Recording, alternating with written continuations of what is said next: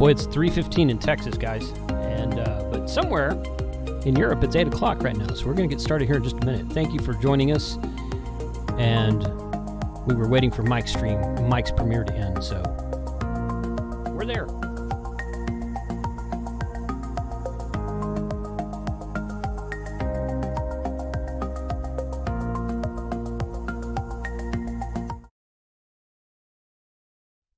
All right, I will transition there because we're 15 minutes after the hour, which is totally fine. Mike had a premiere, and he didn't tell me this. I asked Mike, I was like, hey, dude, do you have a premiere? He goes, yeah, it's a short one, though. It's like 10 minutes. It ended up being like 12, 15 minutes. That's fine. But the battery box he premiered was my battery box he built for me. He didn't tell me he was doing that. So, yeah, I've got that battery box sitting right here. So he did it. He did a fantastic job with it. It's a really great battery box. And I noticed that he missed his own premiere because he wasn't in the chat. Or at least he wouldn't say anything anyway. I don't know. So, all right, real quick before we get started here, I think Scott is in the chat. Scott, let us know if you're still out there. Ham Radio for Non-Techies. Those of you who watched my premiere last night, I mentioned the fact that Scott was in an automobile accident. He's doing well. He seemed to be doing well. I just texted with him yesterday, and he was in the chat a minute ago. He said he just got out of surgery. Totaled his car, had to have surgery today. So like I said yesterday, I set up a GoFundMe page for him. I rolled that out a little bit, and I got his permission to do all this and share all this information. So I didn't want to, share private information or anything like that. So I set that up. I'm going to share that link in the chat right now. Where is it? There it is. I'll share this link in the chat right now. And if you guys have the means, please go help support Scott and be a part of the Ham Fam, because we like to support each other when the need arises.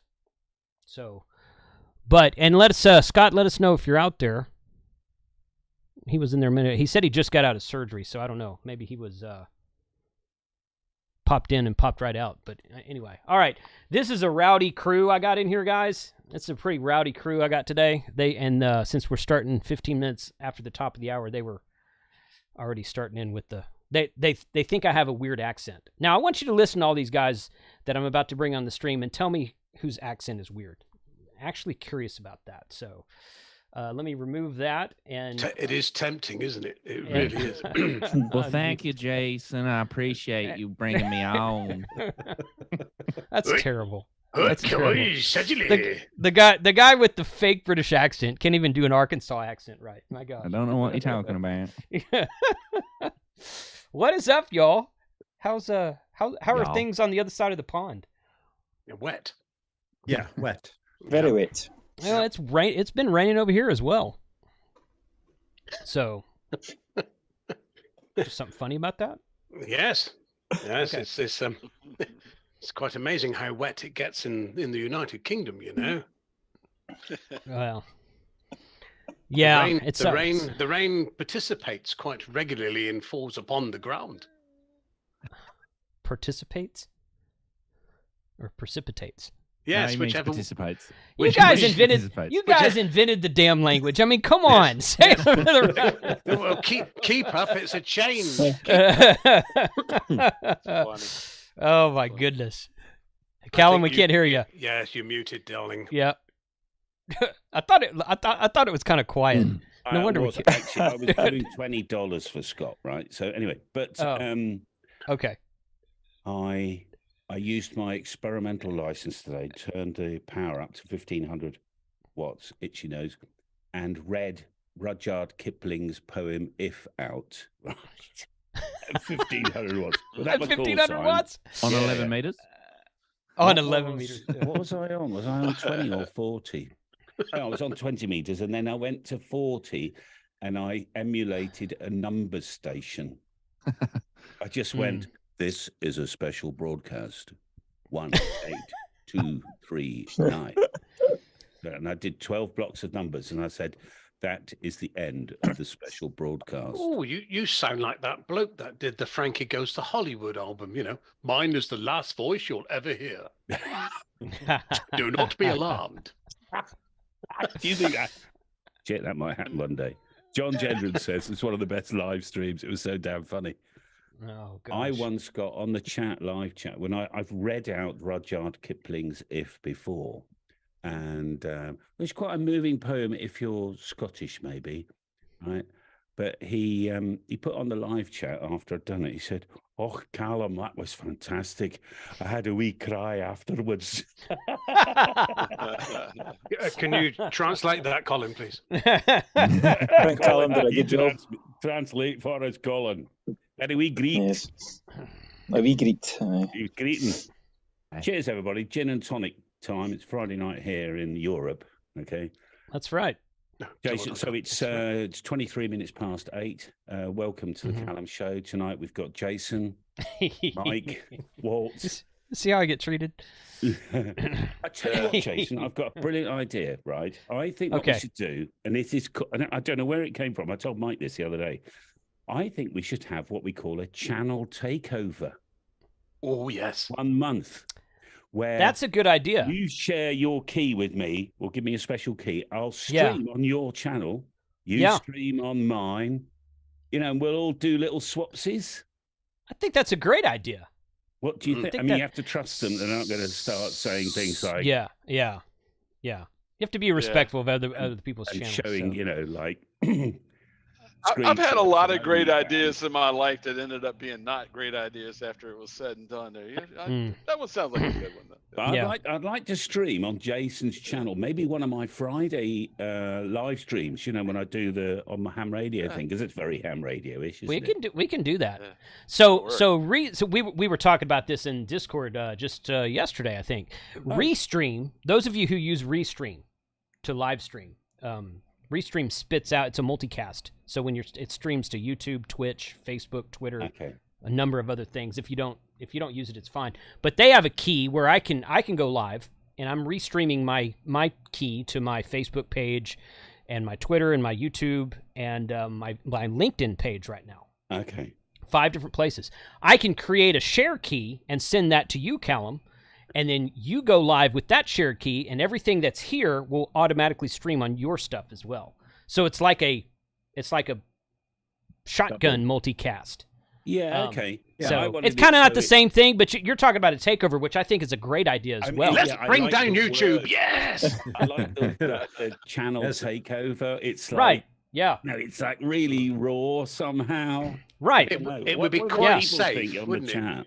It would be Yes. quite safe if you took over Jason's channel for your Friday stream, because it's like 3 o'clock in the morning in America. Well, in LA, yeah. Yeah. America. I don't know. Out of everyone here, Callum's the only one I've known who's actually got their channel banned before. So that might not be something I want to. I don't know. I don't know, man. For you to see. Yeah. No, I think that's a great idea, man. Let's talk about that offline. I think that'd be great.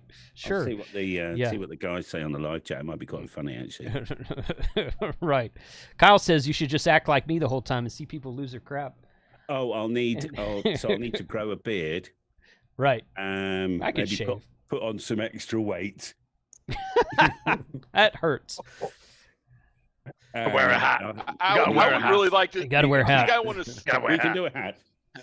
I want to see Callum take over Dave Kassler's channel and show him how to build an antenna. That would be pretty cool. Oh, shots fired! Ouch! Wow. Oh yeah. Jason hasn't unpacked it out of the box yet. Oh, this is Ham Radio 2.0. Happy 2.0.1. 2.0.1. Ham Radio 3.142. Ham Radio 5. I guess I'm gonna have to shave a mohawk in my bald head. So yeah. Actually, do you know what? Years ago, there was a fella called, very famous man actually, Michael T. Jones. He's died, unfortunately, but he invented Keyhole, which was a product he sold to Google, and they rebranded it Google Earth. And he joined Google he became their chief technical advocate. Now, I'm not joking. I got a text from him one day because I was on a forum with him doing something.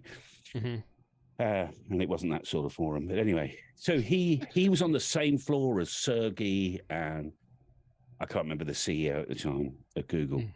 And I get this text from him. Hey, Callum, I've got, this is really funny.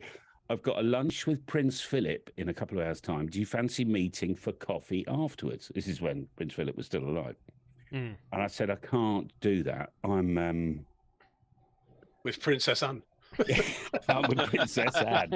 I can't do that because you have to appreciate it takes me for a start off, I've got to get on a train, I've got to get to London, and it's going to be more than 4 hours. But and he really wanted to meet me for some reason, I don't know why. But so he rearranged his whole schedule, with someone in Seattle or wherever Google headquarters with one Google Drive or whatever.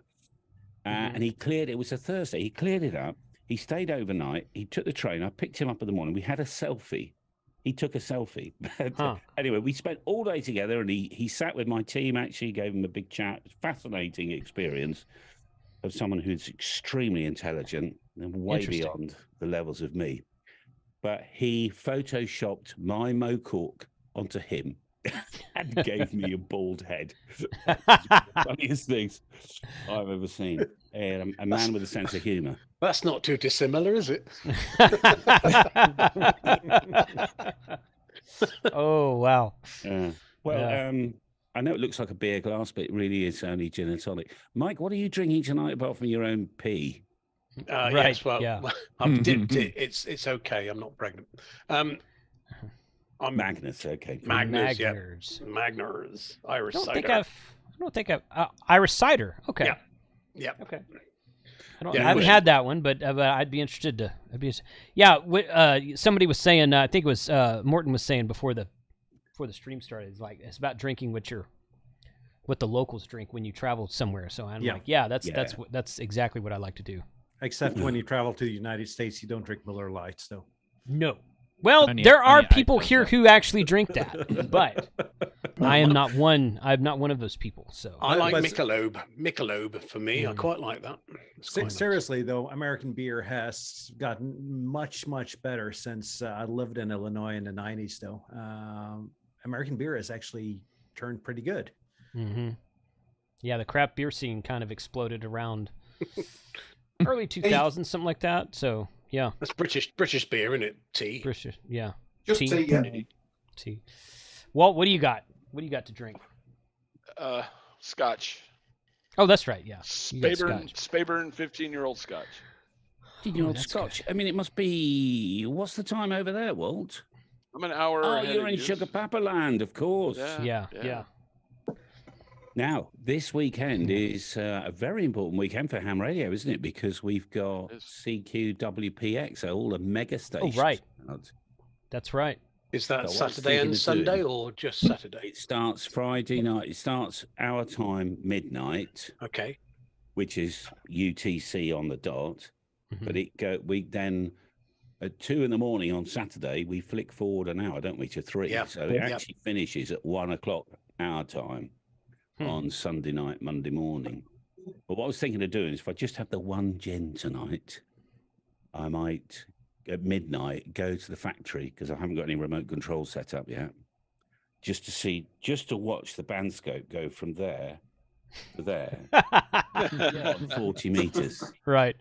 And that's tonight? It starts tonight? Yeah, midnight tonight. Okay, so midnight UTC tonight. Okay. Yeah, so I got it. That's why it's been flat then, isn't it? That's why there's been nothing on, because everybody's been in bed. Everybody's. That's right. Yeah. They make their own propagation, these massive contests, don't they? So if you think about it, there's some contest stations that are bigger than any DX station, isn't there? They'll have, some of them have got towers 100 to 200 foot high. Mm-hmm. With 3 to 4 element yagis on 40 meters. Stacked. Wow. I always remember keying a microphone with my pathetic little G5, half-size G5 in the garden. And it was KC1XX. And I thought, I'll get in with my 10 watts or whatever. Mike 3, Mike Charlie X-ray. And then there's this massive station in the US. He goes, whoa, big signal, M3, MCX. And I'm thinking, you doing all the heavy lifting. Doing all the heavy lifting. It was like a bloody. And that's when you're retired. I was at a park. I was activating a park about a month ago, with my FTDX10, which is what I always use at parks these days. And Josh was on. We were on 10 meters, and I was talking about 10 meters before the stream started. And Josh comes back to me, and I'm like, cool. I'm like, dude, what are you doing at home, man? And it might have been a Saturday even. I don't remember. And so I got to work Josh. And was it his local park? No, I was at a park. He was at home. So you're miles because he's in California. He's in California. I'm in Texas. Yeah. So we're about, gosh, I don't even know, 1,500 miles apart, roughly. Texas is about the middle of the country. It's 3,000 miles from coast to coast. So I'm roughly. But he kind of, I was like, dude, you sound great as a 5'9". Thanks for, whatnot. And he pinged me afterwards. He's like, was I really a 5'9"? I said, yeah, you sounded great. He's like, what radio were you using? I said FTDX10. He's like, that's why. He's like, that's why you gave me a 5'9", because the receiver on that radio is just fantastic. I'm like, well, maybe. I don't know. I mean, he is using a step IR with a 7610, so I mean, that has a little bit to do with it. But yeah, I mean, yeah. So it's but yeah. What band was that, Jason? I'm sorry. What band was that? That was the phone band. Yeah. 10 meters. That was 10 meters. Yes. Yeah. Yeah. 10 meters has been rolling in here. In fact, I was talking. Before we went live, I worked, I was in Galveston, which is about 5 hours south of me, and we were down there for 2 or 3 weeks, and I went to the park 6 days in a row and worked Parks in the Air 6 days in a row from the same park. And I would start every day on 10 meters, and some days I would stay there, but there was a couple days I went to 15 and 20. One day I got like 30 contacts on 12 meters. That was fun. But every day I would start on 10 meters, and I worked 2 guys in, I think they said they were both in Manchester, but they were in London area, and they were at an actual park in London, and they gave me a golf designation for the park number. And so I worked 2 parks that was the first time I've ever worked park to park with from London. I've worked park to park to Canada before, but not to London. And then I worked a Mike 0 station in Scotland, and then the next day I worked an Irish station, and I got a guy at where was he? Grand Cayman one day. I was calling CQ, and he came back to me. And I'm like, really? The DX. Yeah. So it was crazy. So, I mean, 10 meters was just rolling, man. It's been a very fun to get back on 10 meters after all these years here in just the last few months. So hey, Jason. Yeah. It's a good time to go out and work portable, though. The band's has been amazing. Yes, I've regularly absolutely. made North America on QRP with a ham stick the last times I went out. So I don't doubt that. Bands have been great. Yeah. Mm-hmm. Yeah. 10 meters has been in fantastic shape too over here. Yeah. 10 meters has been bouncing. At the risk of lowering the tone a little bit, I'm a QRP operator over here, Jason. My main base station radio is an ICOM 705. Okay. Fantastic. I mean, I rarely. I'm normally QRP as well, 400 or above. Yeah. That's QRP in Italy. QRP drive. No, QRP in Italy is at least 10 kilowatts. Yeah. South America too. Yeah. Hayden, you were going to say something. Hayden and I actually worked the first time on phone. When was that? Last month? Mobile? It was in January. January. Maybe Was 2 that an months ago. Apple or an Android? Gonna say. No. It was actually 10 meters. And Chuck and I was on Chuck's radio. I was on Chuck's radio. We were at this thing out here called Quartz Fest. It's a little kind of like a camping ham radio thing. And I think Hayden, I think we got a Discord message from you or something saying, "Hey, I'm hearing USA stations on 10 meters." So Chuck fires up his 705. Now, he had the Yaesu amp behind it, so we're pushing about 105 or so watts. So we weren't QRP, but he had a homemade hex beam he had brought and set up and put on his it was an RV camp there, and he said, "Dude, I can hear Hayden." And I got in there and I heard Hayden. I think I gave you like a 5x1 or 5x2, but Hayden would have been a good 5.5, 5.7 if it wouldn't have been for all the RFI we had around us, because there are people with us with RVs and generators and whatnot. Yeah. So, but he was. And then Hayden put a short up on his. Was that on YouTube or TikTok, Hayden? YouTube, or both actually. Both actually. Okay, so yeah. I'm like, oh yeah, that's what I sound like on the other end. So that was pretty fun. That's the first time I've ever worked Australia on phone. So. Do you stream, Jason, while you live on your parks business? Not usually. A lot of the parks out here are kind of away from civilization, so the 4G and 5G signals are not great. So depends on where you are, really. I was just gonna say, can I share my screen? Oh yeah, hold on 1 second. While I've woken up early to get on this live stream, it's definitely been rewarding because I've been distracted in the last 15 minutes. I just worked the USA on 6 meters on FT8. Wow. 6 meters is up, huh? It literally just out of nowhere, it just opened up, and if I change my screen to this one, yep, that one. So this is 6 meters at the moment, and Wow, That's amazing. If I go to 10 meters, if I can press the button, which is hidden behind there. Your globe's the wrong way round. Yeah. Isn't it, Mike? I know. 10 meters is unbelievable. So Crazy. that's all FT8. Wow. Aye, look where that grey line is. That's just Right. hitting you bang on there. Yep. I thought it was a shadow on his monitor. Hold on, I'll wipe it off. Right, move your head. Move your head. Move your head. So that's the first ever time I've worked North America on 6 meters, and it's happened at 7 o'clock in the morning on your live stream, Jason. So there you go. And there you go. There's magic in there when I It's go live. unbelievable. So. Unbelievable. that's the Propagation magic is strong band. He's on the with this magic one. band. It is on the the magic magic band. It is the magic What band. sort of time of the year does it come in? 6 meters. For northern hemisphere, late spring to early summer. Right You know, around Chuck June for us. Chuck was telling me, he's like, man, you should put up a 6 meter antenna, which I actually have one that's not up right now. It's built and everything. It's just laying over. It's a You got a 5-element habit of yagi. that, don't you? Well, I got a habit of not building them, but yeah, no, I have a 5-element yagi that's all put together. I just don't have it on a tower right now because I don't have a tower big enough for it. But it's a 5-element 6 meter yagi, and Chuck says, he's like, man, I got a neighbor down the street or across town or wherever, and he swears up and down that 6 meters is open like every day between California and Texas. And he's like, yeah, my neighbor down there, he works somebody on 6 meters every day. I'm like, are you sure? He's like, yeah, I'm telling you. So I don't know. I've never had good luck with it, but that's known as a pipeline. There's some stations that seem to just live in the DX zone where all of the signals are, and 99.9% of us don't live there. Right. True. Very true. Huh. So that's good. I'm happy about Very that. good. It's very good. Very good. Awesome.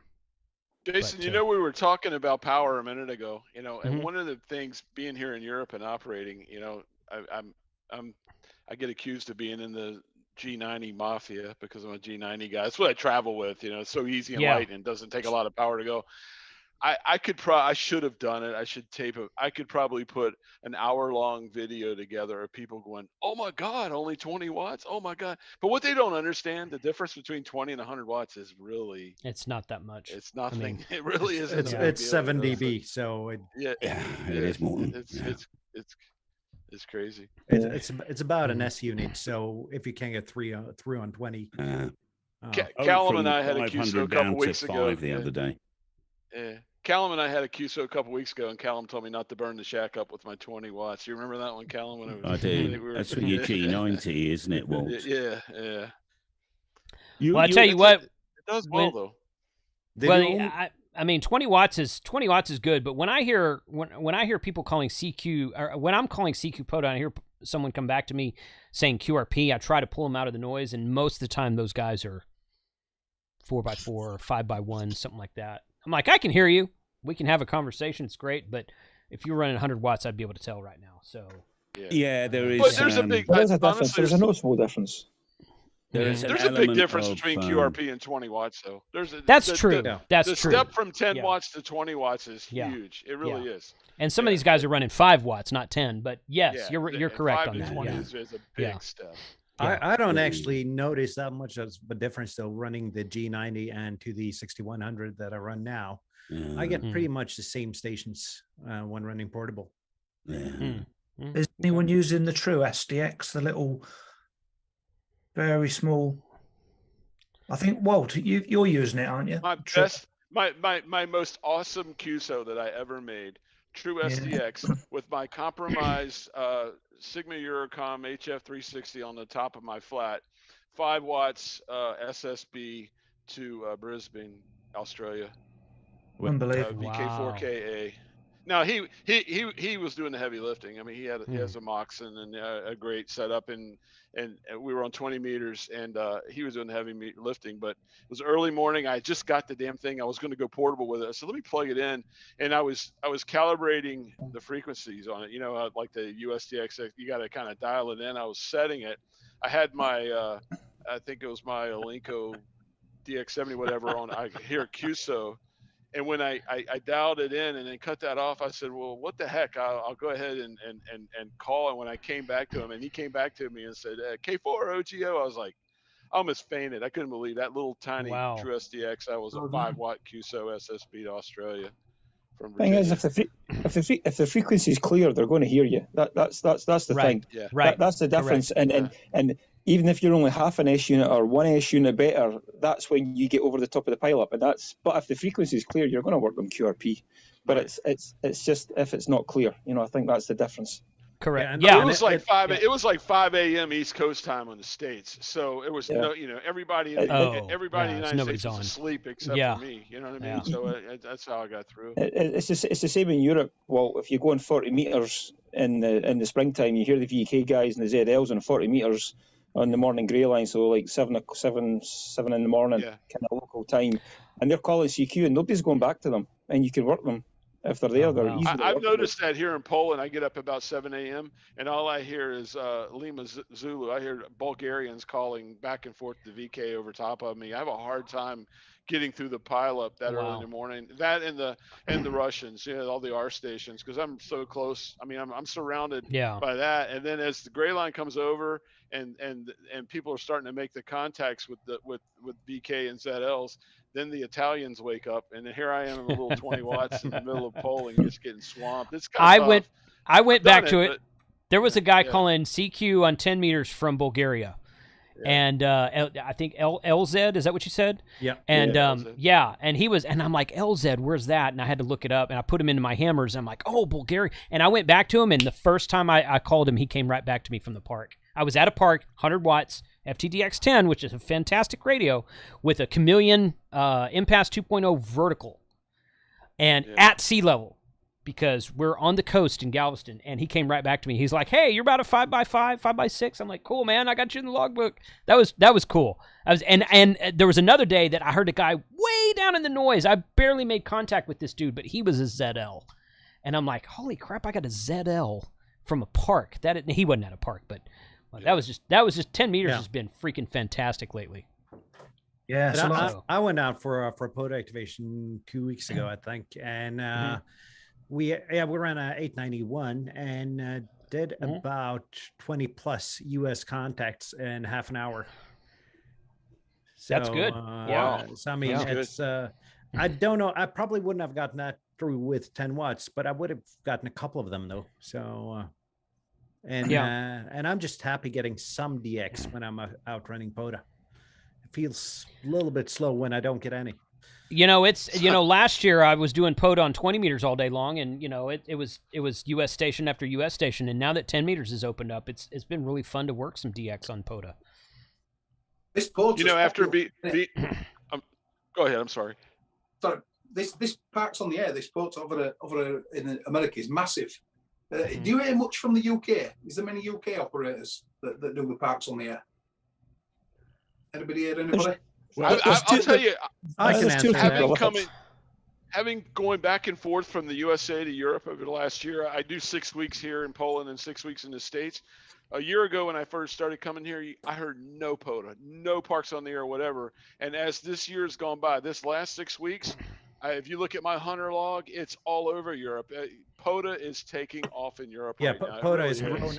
I started POTA January last year, and usually struggled to make those 10 contacts. And now I do pileups lasting for 45 minutes almost every time.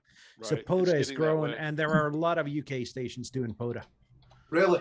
When you say you got the 10 contacts, is that what's needed to qualify the park? Yes. Yeah, right. 10 contacts. I usually sit down. Video with us. He does a lot of parks on the air, don't you, James? Yeah, I do a lot of worldwide flora fauna, a lot of SOTA, but the references tend to overlap. So what I do is I combine the activations. So I do multiple references in one go and generally, worldwide flora fauna over here is what POTA is over in the States. Now that's rapidly changing. POTA is catching up, so it's good to combine the two. Right. Yeah, we have that here. Just I had never heard of it until a couple of years ago, and I was like, "Well, what is that?" And they were explaining it to me. I'm like, "Well, no wonder POTA takes off. There's a lot of rules to flora and fauna, worldwide flora, WWFF or something like that." So to be fair, to say POTA is a lot easier than worldwide flora. Flora, that one. To say, yeah, that one. Yeah. You can't say it. Easy for you to say. Yeah. But POTA's the lazy man's HF, and that's good because the purpose of POTA is not to jump through a bunch of hoops. It's not to, hike up a mountain and be a certain distance from your car like Soda does. The purpose of POTA is to get on the air, and I think it's wonderful. It's taken off and it's done wonders for portable operations. Yes, absolutely. I find the website and uploading logs and everything is just so easy as well. It's easy to navigate the map and just get what you need to get done. Well, Chris and myself a few weeks ago, we got together and did a joint worldwide flora fauna and POTA, didn't we? Good. And I set up just a mobile mag mount on the car, 20 meters. I was working states easily 100 watts, and I think it was something like 110 contacts in about an hour. So as a straw PO, what antennas do you use for your POTA? All of them. All of them. Ones that work, yeah. Seriously, I think if you name an antenna, I've probably used it on POTA. So. Yeah, I try to use different antennas all the time just to test out the antennas and see how they perform. And sometimes you're at a park where you got a lot of space, and other times you're space compromised and got to use a compromised antenna. So I probably got 4 or 5 antennas in the trunk of my car ready to go at any time. Yep. I think that's the other cool thing about POTA. You get out and experiment with different antennas, and a lot of people, you got those people that just have that one antenna. That's all they ever do. And then maybe this kind of, I need some advice. Inspires that. Is that every time I've looked at the POTA map, and I know Andy Ragg, he's a regular on a lot of our channels, isn't he, Andy? He's the, can you hear me all right, by the way? Yes. Yeah. I've adjusted my noise gate so you can't hear the noise through in the kitchen. Now, I've looked on the map of somewhere within an hour of here, and a lot of the places, this is the UK now, a lot of the places that are an official park often close their gates at 5 o'clock at night, to stop. Yep. Well, presumably dogging and stuff. I don't know. Really. What? Yeah. There's not many Americans that know what dogging is, so you're gonna. That means people something different here. Various activities. It's taking your dog for a walk. Yeah, there you go. Apparently, somehow I don't think that's what it is. Google that later, Jason. We don't want to talk about it. People after various activities that don't include clothing. And that's what I thought it was. I think it's to deter that. So they, I don't know, whatever. Okay. And a lot of the parks are actually private. So, they shut their gates at, let's say, 6 o'clock at night. So if it's during the week or even the weekend, think, I'll go out to a park. And where Mike and I went last year to Clee Hill, that is not an official park, but it is in the middle of blooming nowhere, and it's a shame. I hasten to add, we weren't dogging. All right. We've heard but not at first. There was a car that pulled up, Jason. This is your show. I will direct this at you. Okay. There was a car that pulled up. This is after a few beers on a Saturday night. And we've had a load of contacts there. There's a car pulled up. 2 young ladies got out and 2 slightly older gentlemen. And Mike verbalized very much so for a long period of time that he admired the derriere, which is the French, of one of the young ladies. Yes, indeed. To this day, Mike reminds me of the derriere. Referring to. It was very nice. Oh, man. The lovely ass. But the thing is, very nice. What was the front to back ratio there, Mike? That was about 10. It was, yes, it was. It was almost perfect, wasn't it? Was there much gain, Mike? It was. Yes. The thing is, she wasn't even 70 years old. No. She She was in both of our age brackets. Oh boy. But anyway, POTA's a little bit it's different a over shame here. that we can't, because I've had a look and people say, "Oh, there's plenty of parks you can go to. Look at this one. Look at there's Sheldon Park, which is surrounded by factories, and yes, it's a park where you walk your dog to go for a doo-doo, but you wouldn't set up. You know, there's plenty of parks that are of an official park on POTA, but that just don't lend themselves to any sort of RF at all. I want to go out in the middle of nowhere, but within an hour of here, not 5 hours, and have some have some fun with my clothes on. We'll have some fun. Well, it's my personal goal to activate a park from every state in the United States, including Alaska and Hawaii. But on top of that, and I don't have a time frame in mind, I just, sometime before I'm dead. But on top of that, we tried to activate a park in Costa Rica and almost got arrested last year. Dogging again. It's no dogging, but there's a story behind that. But I think James is entering the Matrix right now. James is entering the Matrix. Oh dear! It's the AI. Is it a real James or is it AI? I recognise that problem. That it's USB hub overload. That's what James has got. Ah, okay. But USB hub overload. I would love to I would love to travel to all of your countries one day and activate a park at some point in time. So, well, Mike, we'll have to take him up to Clee Hill so he can look at the derrieres. Absolutely. One of these days, I'm going to get over to Germany for Friedrichshafen for the Ham Radio Festival up there, and from what I'm told, you can just kind of hop on a train and go to multiple countries. When is that? Day, what time of year is that? It's freaking field days when it is. It's the last week. It's the fourth weekend of June. I'll be here. I mean, I'm 4-hour drive to Germany. Oh, that's but it's a little bit further to southern Germany, though, Walt. Is it? Oh, it's down there. It's a big place. It's a big place. Yeah, a long way. Frankfurt way, I'll fly. Yeah, I'll fly. Plane tickets over here are cheap too, man. And there aren't any airports nearby. I've checked. How many states have You're you crushing my dream, Morris. You're crushing my dream. I think about 22 or 23. So so you're about halfway there. Yeah, almost halfway there. Not quite, but yeah. So I've got a really cool road trip plan. I don't have a date set yet, but I've got a path planned where I can drive north from Texas and activate parks in 4 or 5 states before getting to the Canadian border.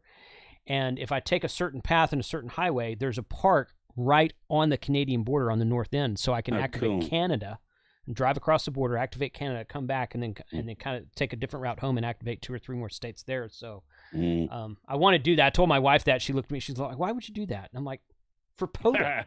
Why would you not do that? Why would you not do that?" I mean, that's a universal thing with ham radio, though, isn't it? Yeah. Just tell her you'll take her to Hawaii so you can activate that one. I'm sure you'll get the thumbs up. We actually are planning a trip to Hawaii. We've been to Hawaii 3 or 4 times. And the last time I was at Pearl Harbor, the only time in my life I've been to Pearl Harbor, which was about 10 years ago, POTA didn't exist. Well, Pearl Harbor on Honolulu is a POTA spot because it's a historical monument. And there's actually a couple of them right there. And I'm like, okay, let's go back to Pearl Harbor and I'm gonna activate it. She's like, that's a great idea. She's on board with that. She's totally cool with that. Amazing. I watched Final Countdown last night, and you're talking about Pearl Harbor. Final Countdown. If you made some contacts 10 years ago and you actually logged them and you're in that park, can you then submit that to POTA? Yeah, you can. Yep. No. So you can before the program existed. Well, at least you can do that here for before the program existed in Norway. Well, before Parks on the Air started in 2017. So if you go and activate a park in 2017 and you still have the logs today and haven't uploaded them, yes, you can do that. Yeah.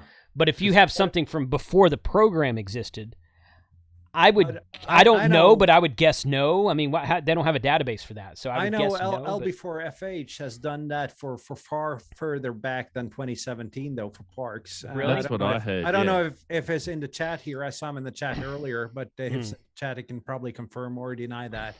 Uh-oh. Because if you go onto the Parks in the Air website and you go look up a specific park, it'll tell you who the first activator of that park is. So if you're sending in logs, it'll tell you who the first activator, who the first person to activate that park. It'll tell you their name and call sign. Yeah, and if you're submitting logs before that, that doesn't make any sense to me. But Kyle in the chat says you can. I heard that you can. Yeah. Yeah. I've uploaded. I think WWFF is the same as well. Okay. I've only ever uploaded once. I don't know. Oh, yeah, that's odd. That's a good question. Kyle says you can. I don't James know. is back in the Matrix, by the way. Yes. Yes. There's a very Max Headroom thing going on. He's got there. He's got the rapid. He's got the rapid Absolutely. going on. I think it's when I do something on this computer, I don't think the CPU likes it. Max Headroom. Yeah. Max Headroom. I want the knife. Yeah. Anyway. Yeah. So what? Y'all were talking about True SDX earlier, and I pulled up this website. How many of you have heard of the BG2FX radios, the FX4C? Got one on the way. I got this 4CR on the way. I can't wait to get 4CR. Yeah. You got a picture there, Jason? I'm sharing it on my YouTube right now. You should be able to see it on my. Oh, that means I'd have to go and have a look at that, wouldn't it? Yeah. So it's got. I don't have one. I've got one inside. I could go grab it, I guess. But no, I don't have one. I've got one I but... ordered. I'll be home from Poland in 1 week. I ordered it, so I'm hoping I can get home in time before my wife gets the package. Ooh, now, yeah, you know what I mean. Although, I ordered a pole from Callum yesterday, like a 7-meter pole, thinking that okay, I'm going to be home in a week. It's coming from the UK, and I got a DHL message that it's going to be like at my house in the States tomorrow. I'm Callum has like mafia connections with the shipping company. He's like I'll slip you another C note. I don't know if y'all know what that is. Tell the truth. Tell my wife. I'm like, I don't know how Callum ships stuff so quickly, but yeah, he's in some. Yeah, it's amazingly fast. It is really. It's voodoo shipping. Yeah, voodoo shipping. Yeah, I believe you've heard of FedEx, DHL. We use voodoo. Voodoo shipping. I believe it. It's that's crazy. I tell you what, DHL impresses me. Whenever I order something from Europe and I can choose, I choose DHL, and that's what You put that on the shipping label, Walt, and you say we swapped. Sorry, Hayden. Continue, mate. No, it was only going to be a stupid comment. So that's fine. Okay.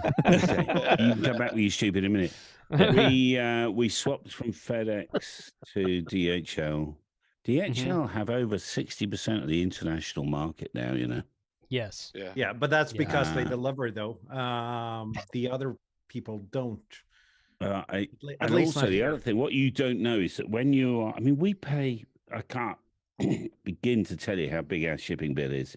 It's in the thousands a month. And you would think being a medium-sized business with FedEx, you'd get reasonable service. As the customer, us, we're paying the bill. I know the customers pay the shipping, but we pay the thousands to FedEx. They literally don't know what they're doing. And muck up the invoices. Wendy has literally torn her hair out for about a year until we finally literally sacked them. It's true, because I got a bag of it down here. Well, see, over here, UPS is like expensive, that. By the way, sorry, DHL are more expensive. Worth it. But you pay for what you get. It's like all these things, right? Isn't it? Right. So DHL actually delivers in the States, so they're the actual courier. They don't pass it over to someone else. So Colin is in the UK. So there's DHL Parcels, who are, sorry to say this, absolutely bloody hopeless, and then DHL Express. So it's actually a different company, both owned originally by Deutsche Post. I could be wrong, but I don't think we have DHL parcels over here. We have DHL Express. You won't have parcels. That's a UK company. They bought some scrappy little outfit or whatever, renamed it DHL Parcels. Cheap as chips, as we said. Do you have that expression, Jason? Cheap as chips? No, I've never heard it. Okay. Cheap as chips. It's just cheap as French fries. We just say dirt cheap over here. Dirt cheap. Dirt cheap. Okay. Cheap as crisps. Cheap as chips for UK domestic. But we've stopped using. We use DHL Express now in the UK as well. It costs us twice as much, but it's less headache. I was on eBay about 10 years ago, and I bought a spectrum analyzer from Israel of all places. It got sent by DHL on Thursday. I purchased it Thursday evening my time, and by Monday afternoon it had arrived on my doorstep via DHL. Wow. And it weighs 30 kilos. It was a huge box. Lord. I couldn't believe it. How heavy is that in real weight? 30 kilos. About 60 as much as my left leg, Jason. Or something. 70 pounds. So I shipped Hayden a box of swag. I put some T-shirts in there. Frank put one of his coins. What did we ship? We shipped you a radio or something, didn't we? No, that's the next one. That's the next shipment.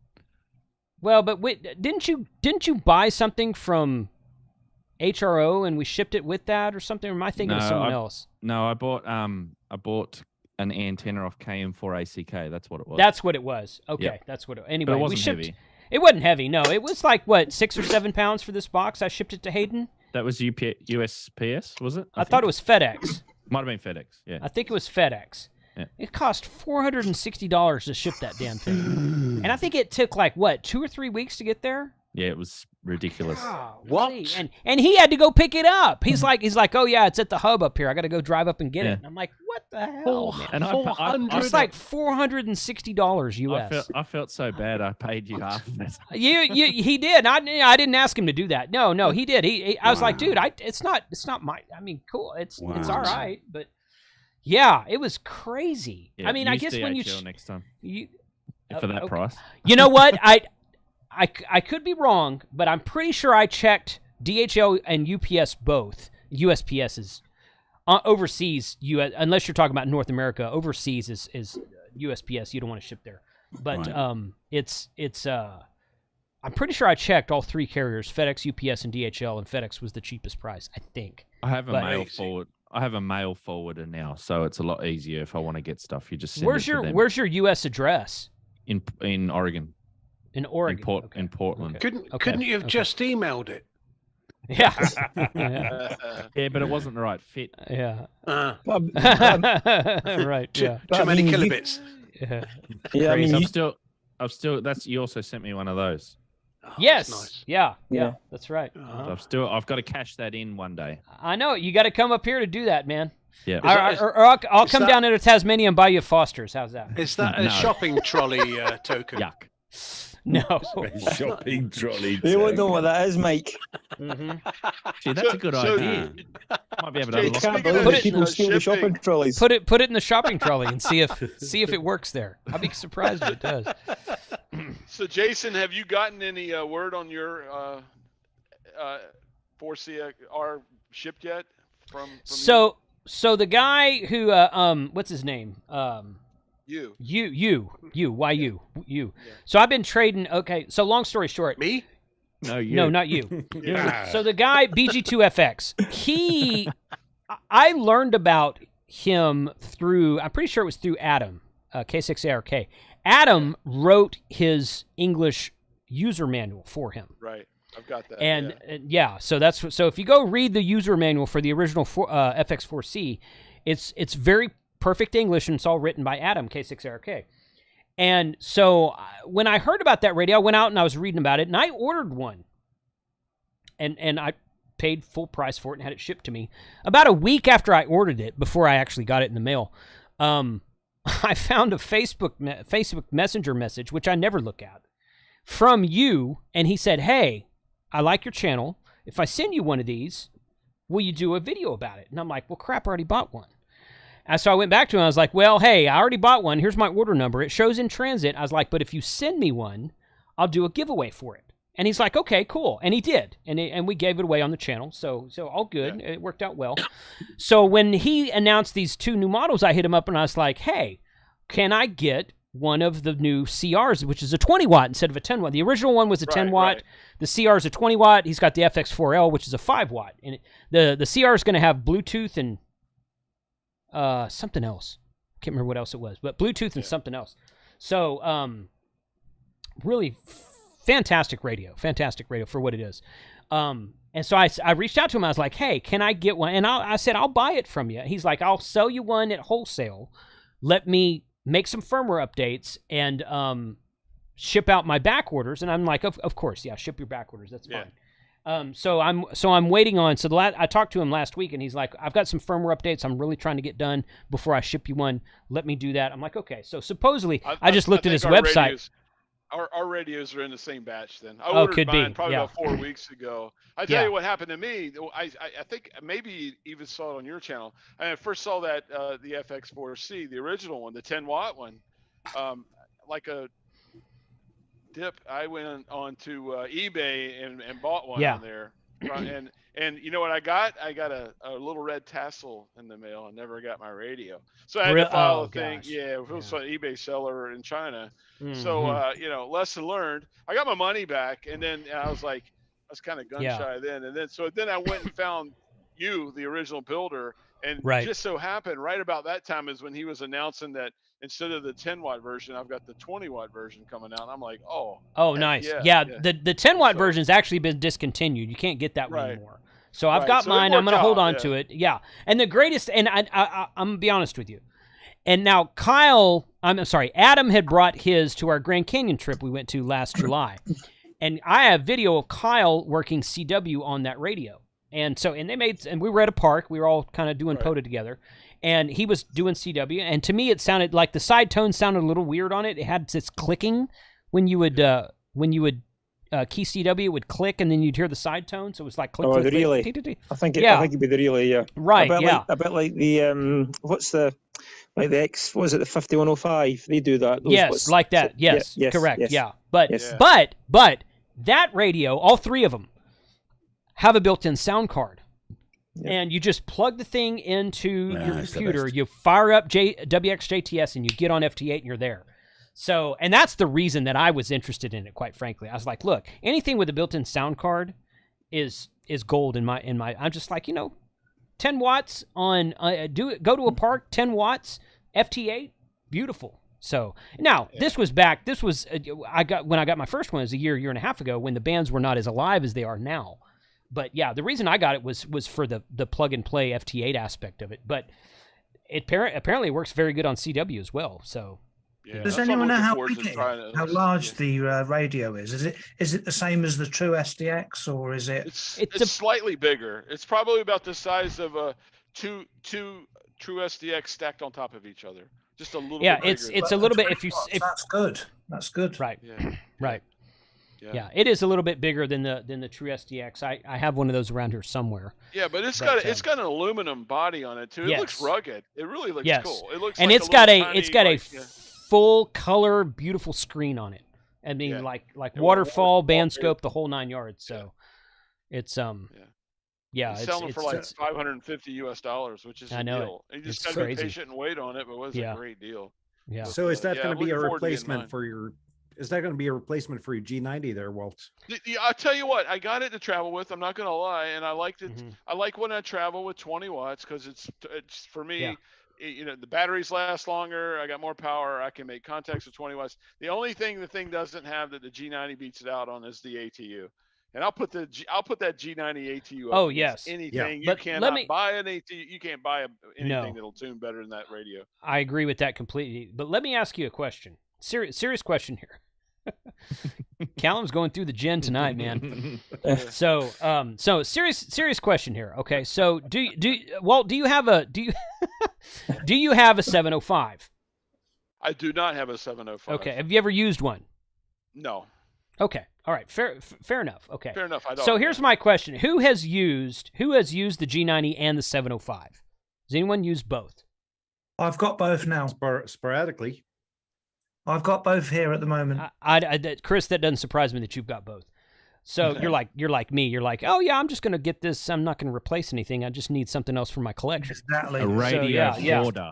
I just So- got another That what you are, DX10. So the G90. Okay, like I said, serious question here. I'm not Yes. trying to bag on the G90. Okay, the G90 is 20 watts, but it is a freaking ugly receiver. I mean, it's just a splatter crap receiver. So do you think it would be more beneficial to have the 705, which is an excellent receiver, and only 10 watts on an external battery? Because G90 doesn't have an internal battery, so you wouldn't even have that option with the G90. So external battery, 10 watts 705, 20 watts G90, splattering receiver on the G90, very clean, nice receiver on the 705. Which one do you think you would rather use? G90 because ugly girls need loving too. You know what I mean? Well, and that's fair. Okay. All right. No, Well, I've got seriously, though, 705. honestly, it's more about what I can do get out prefer. and what people are hearing me like. You know. But I mean, see that you're talking about that 705 was like 2 years ago, almost, or maybe 18 months ago. I did CQ Worldwide CW, and I used the 705. I did a QRP entry, and in a contest situation, I find the 705, the filtering on it, is better than the 7300. And I know that sounds strange, but I think it's better on the 705, and it's amazing. I've heard people say that, and my response to that was, I maybe you're right, maybe you're not. I don't know. Yeah. Okay, I've never done a side-by-side comparison, but if the 705 was better than the 7300, that makes sense to me. You want to know why? It's 6 years newer.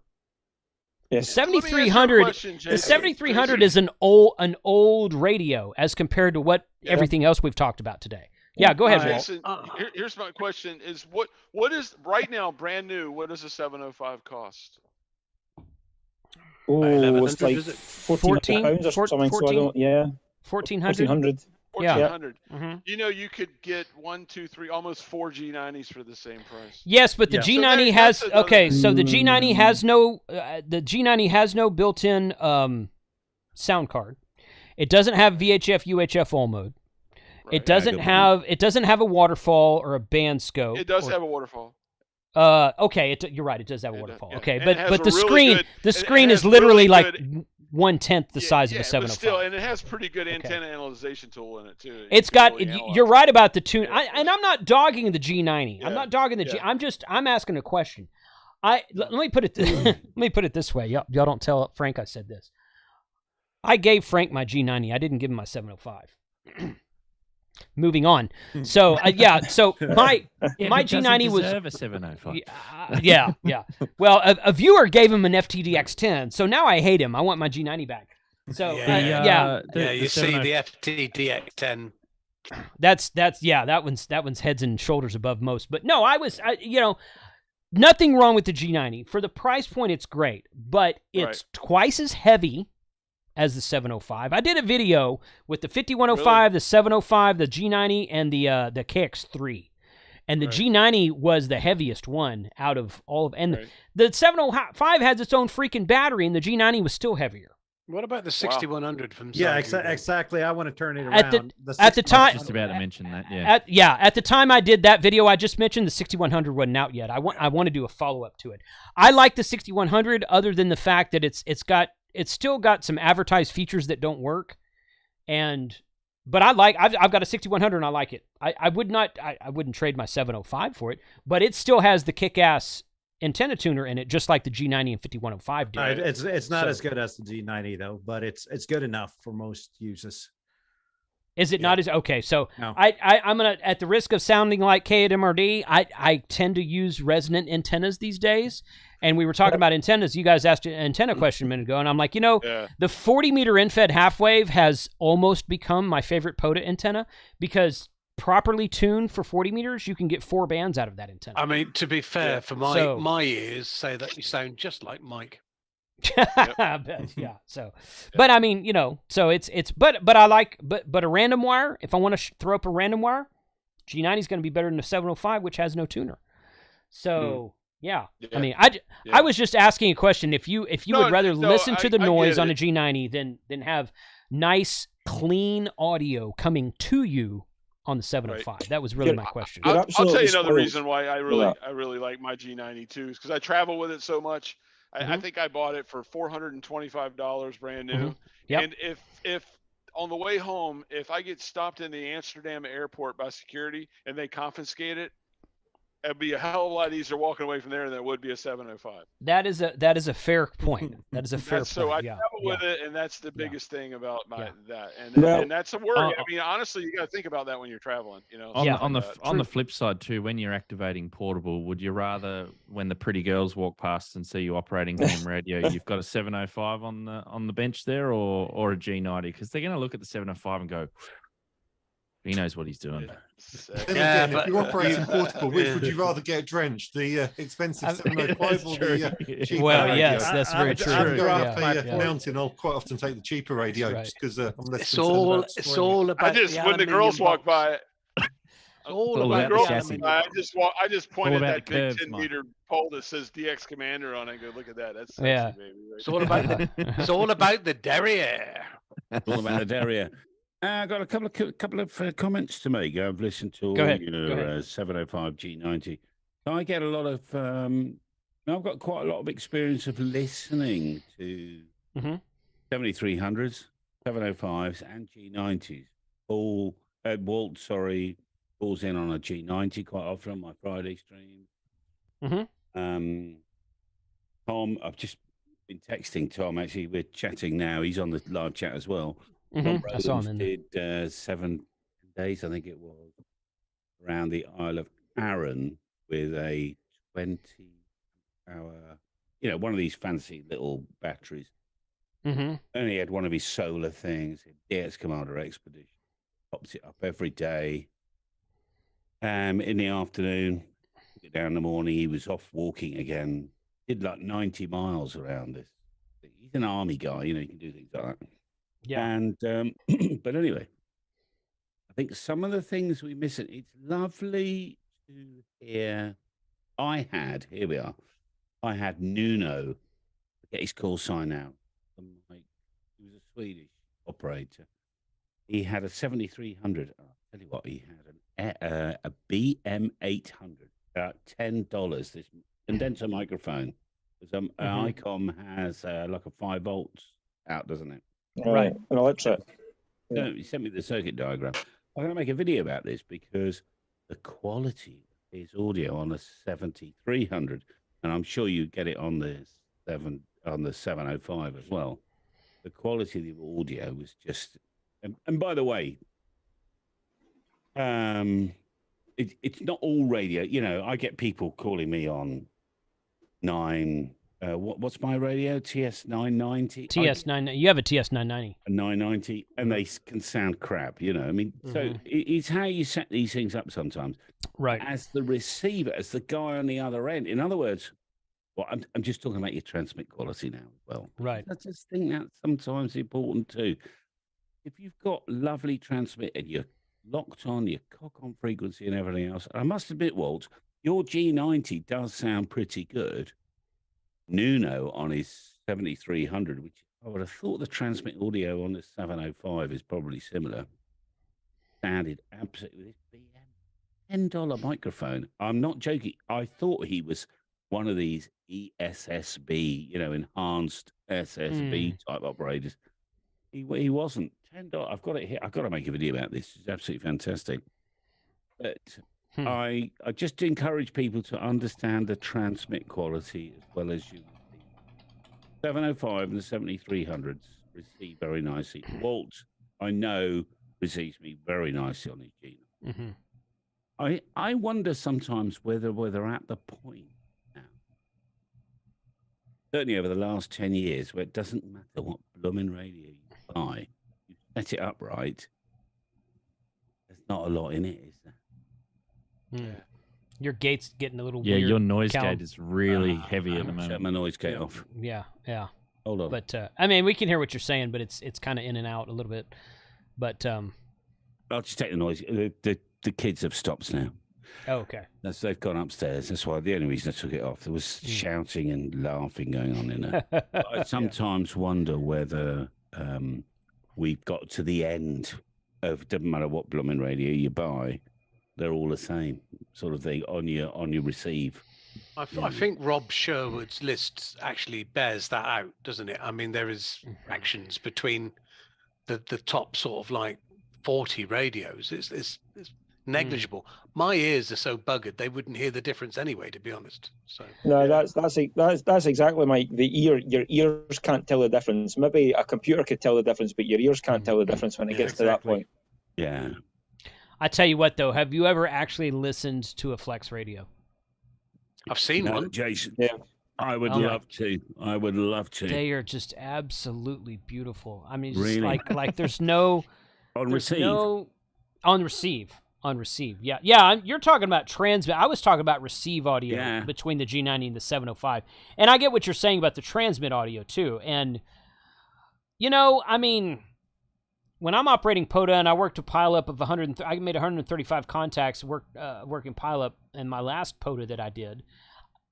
I can't tell the difference between what people are transmitting on. But, I mean, some guys are calling QRP. Some guys are calling mobile stations. Some guys will ask me, hey, you sound great. What are you using? And I'll tell them FTDX10. And some guys are using 73. A lot of 7300 users out there.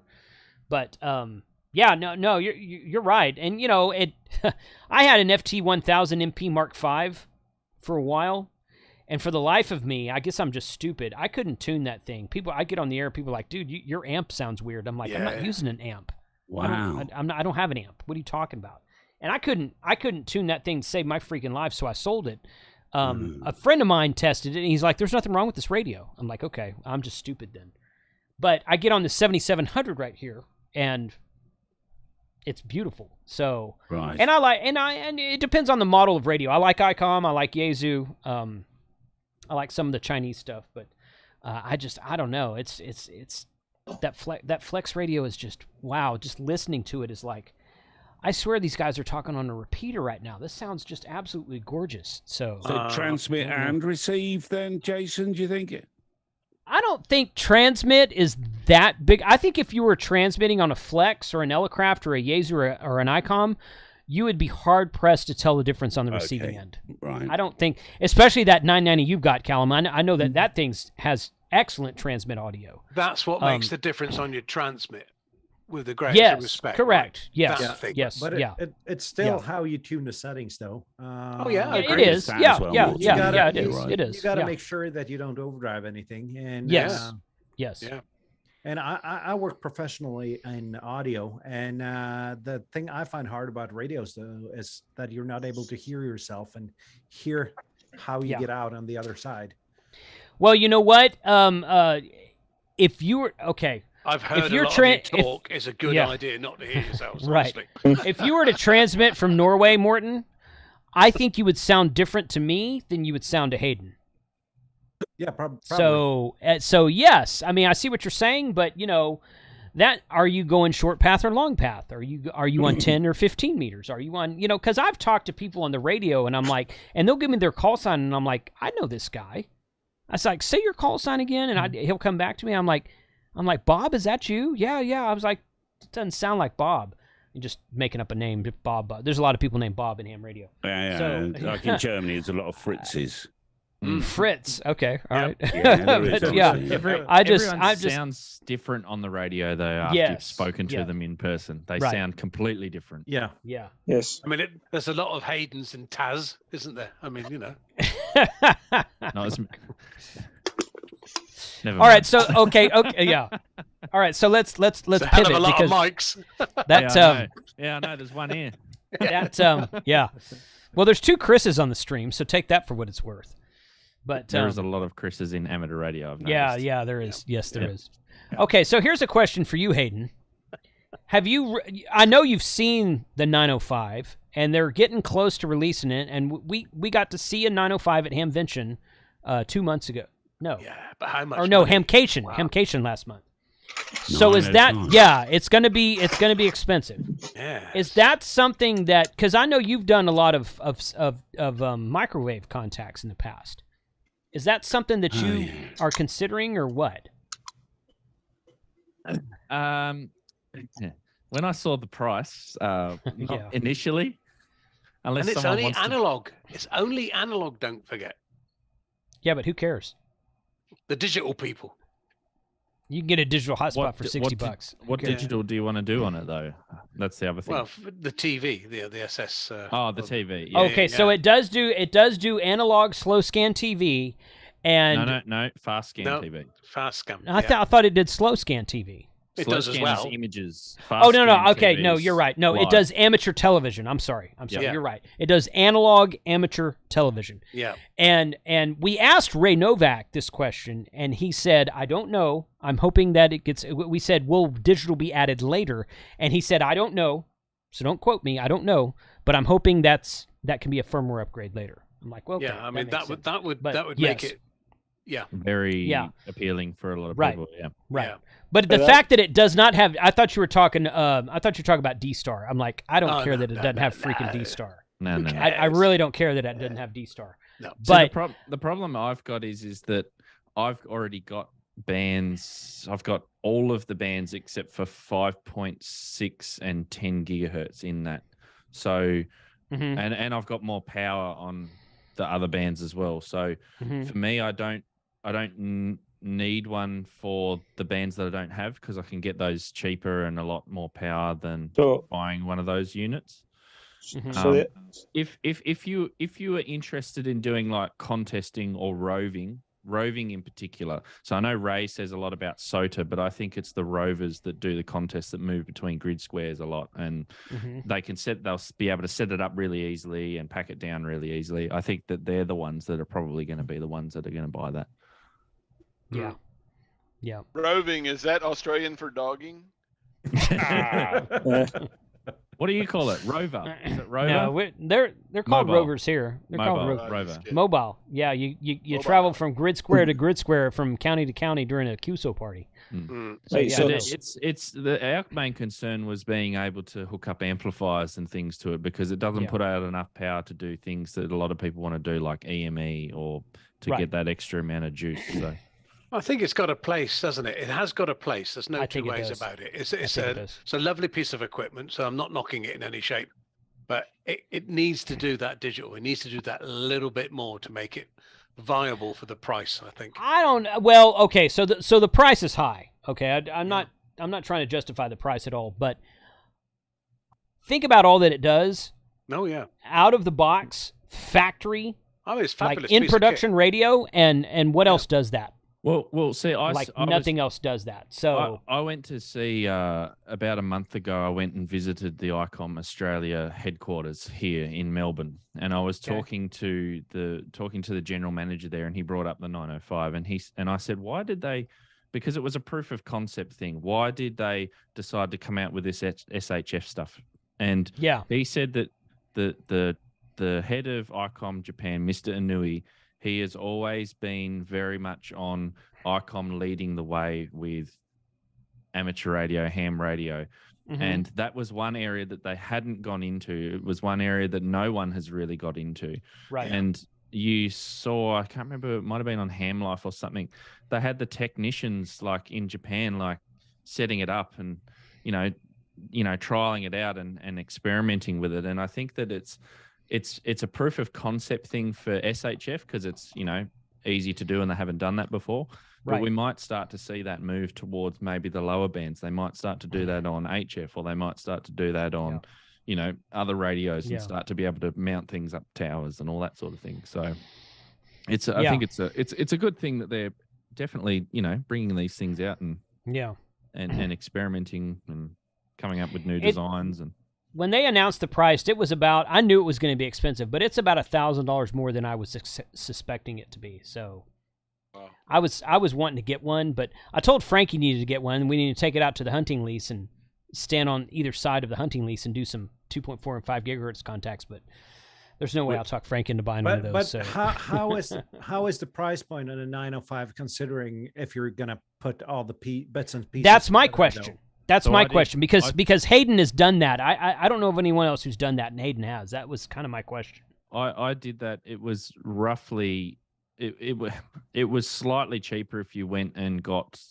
the 905, but the transverters that I was comparing it to were the real high end, the German ones, the DB6NT ones.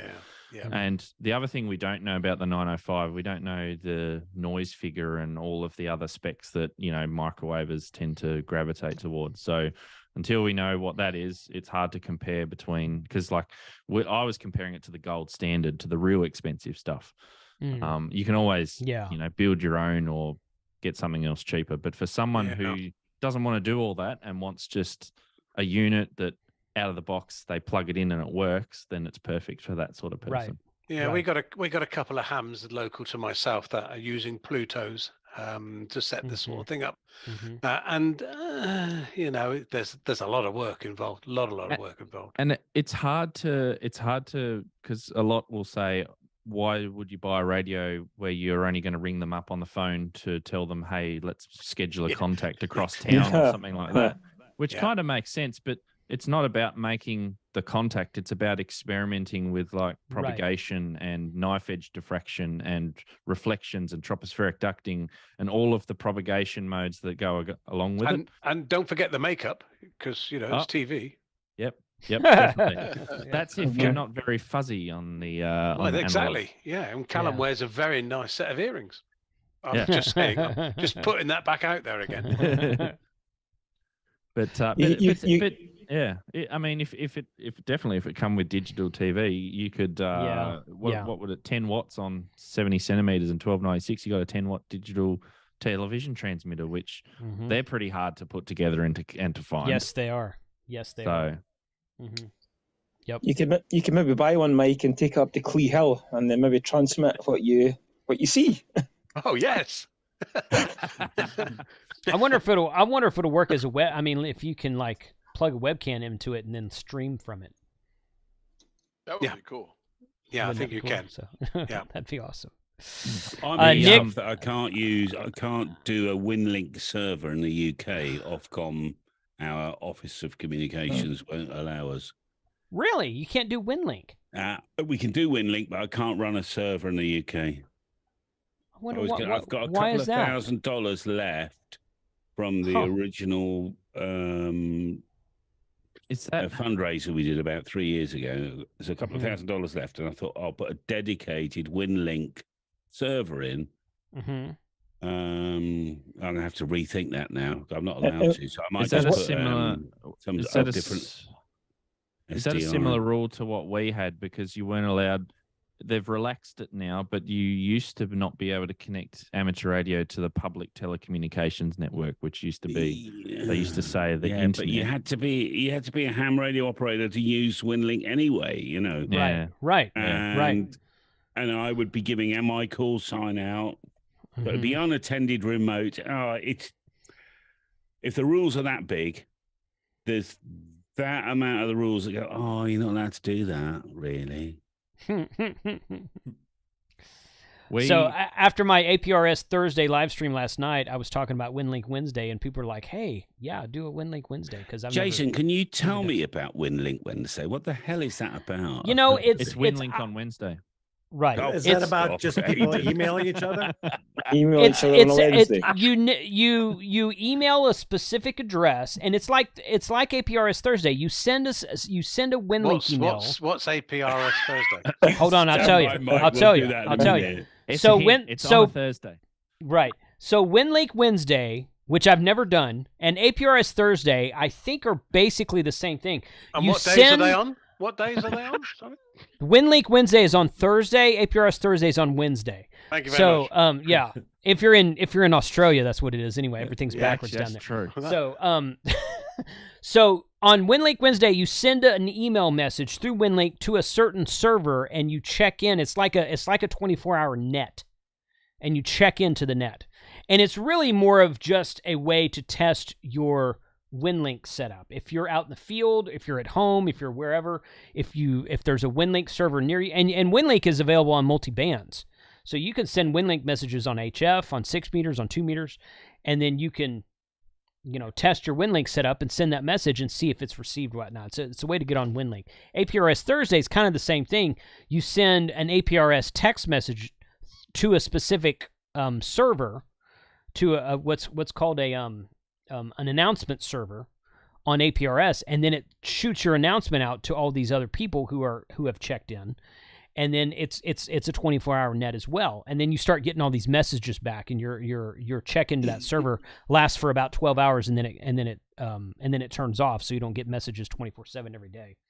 Mike's going to go up that hill and do front to back Friday, aren't you, Mike? Yeah, sounds good to me, mate. Front to back Friday. That's good. Shorts down. So actually, yeah, that's not a bad idea. You should do front to back Friday, but turn your antennas around the opposite way and try and make contacts in the wrong direction. Long path Friday. Long path Friday. That sounds like a great idea. Get my own yagi out. But just going back to Winlink Wednesday. Oh God, what days? It sounds like you do the same stuff as you do at work, though. You email people. And someone hits reply all. Yes, but I mean, you do, but you're in a perfect situation. You're using RF to send that email, not the internet. So you should set up Winlink at your if you work in a corporate environment at your home at your office, and then just send all your emails via Winlink. That'd be good fun. Yeah. So anyway, that's what that is. But I don't know. Callum, did you see that question? So special thanks to Nick S for the 10-pound super chat. And somebody else had a super chat earlier, and I think I missed it. I did answer him, actually. Did you answer him? Okay, all right, good. Yeah, because he had asked a question. So he wants to buy several thousand DX commanders, and I said, email me for the price. No. I genuinely emailed him on the chat. As you know, ladies and gentlemen, I've had 3 of these now, and each one of these is about 6 G&Ts. So I won't be going to the factory at midnight tonight because I'll be unconscious. I've got to say, an Uber. Just try and get my words right. Apologies, ladies and gentlemen. Had a few G&Ts. Mike, Tom, Carl. Who else was with us? Jonathan, Mike. Who else came with us on that deal last August? It was absolutely fantastic. Yeah, lots of people. I can't remember anybody's name. Tim, wasn't it? Tim B. Tim as well, yeah. Tom, I would say to all of you, there's one plea I have, is that even if it's just you and your friend or someone in the club that you get on with, get yourself, doesn't have to be a DX commander, get yourself an end-fed 7300, something you've just got that's 12 volt, an old car battery, and this summer, if you're in the Northern Hemisphere, if you're in the Southern Hemisphere, I thoroughly recommend you stay at home, but if you're in the Northern Hemisphere, get out, shut up, Mike, get out and have a bugger around. Jason's laughing as well. Have a bugger around with RF at the weekend, when it's a bit of sunshine, it's a little bit warmer. And because that was the best. Oh, Mike, how would you describe, apart from the derriere, how would you describe that weekend? I really can't see past it.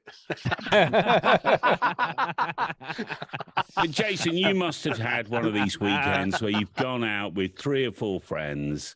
Yes. A couple of car batteries, or whatever, a bit of wire. It was brilliant. Just had a laugh, Jason. It was simply brilliant. Yeah. Jason's the host. Yes. Let him answer. You've done that, surely. We have. Well, the next time you guys do that, if you can plan it a couple 3 months in advance, I'll fly out there and go with you. You're on. You heard that? It's in July. It's in July. Really? Again. What weekend Mike, in July? let's fly him out. Yeah, Jason's absolutely. wife's going to be really pleased with him after the stream. Oh yeah, you know that. I'll get the shovel. Yeah.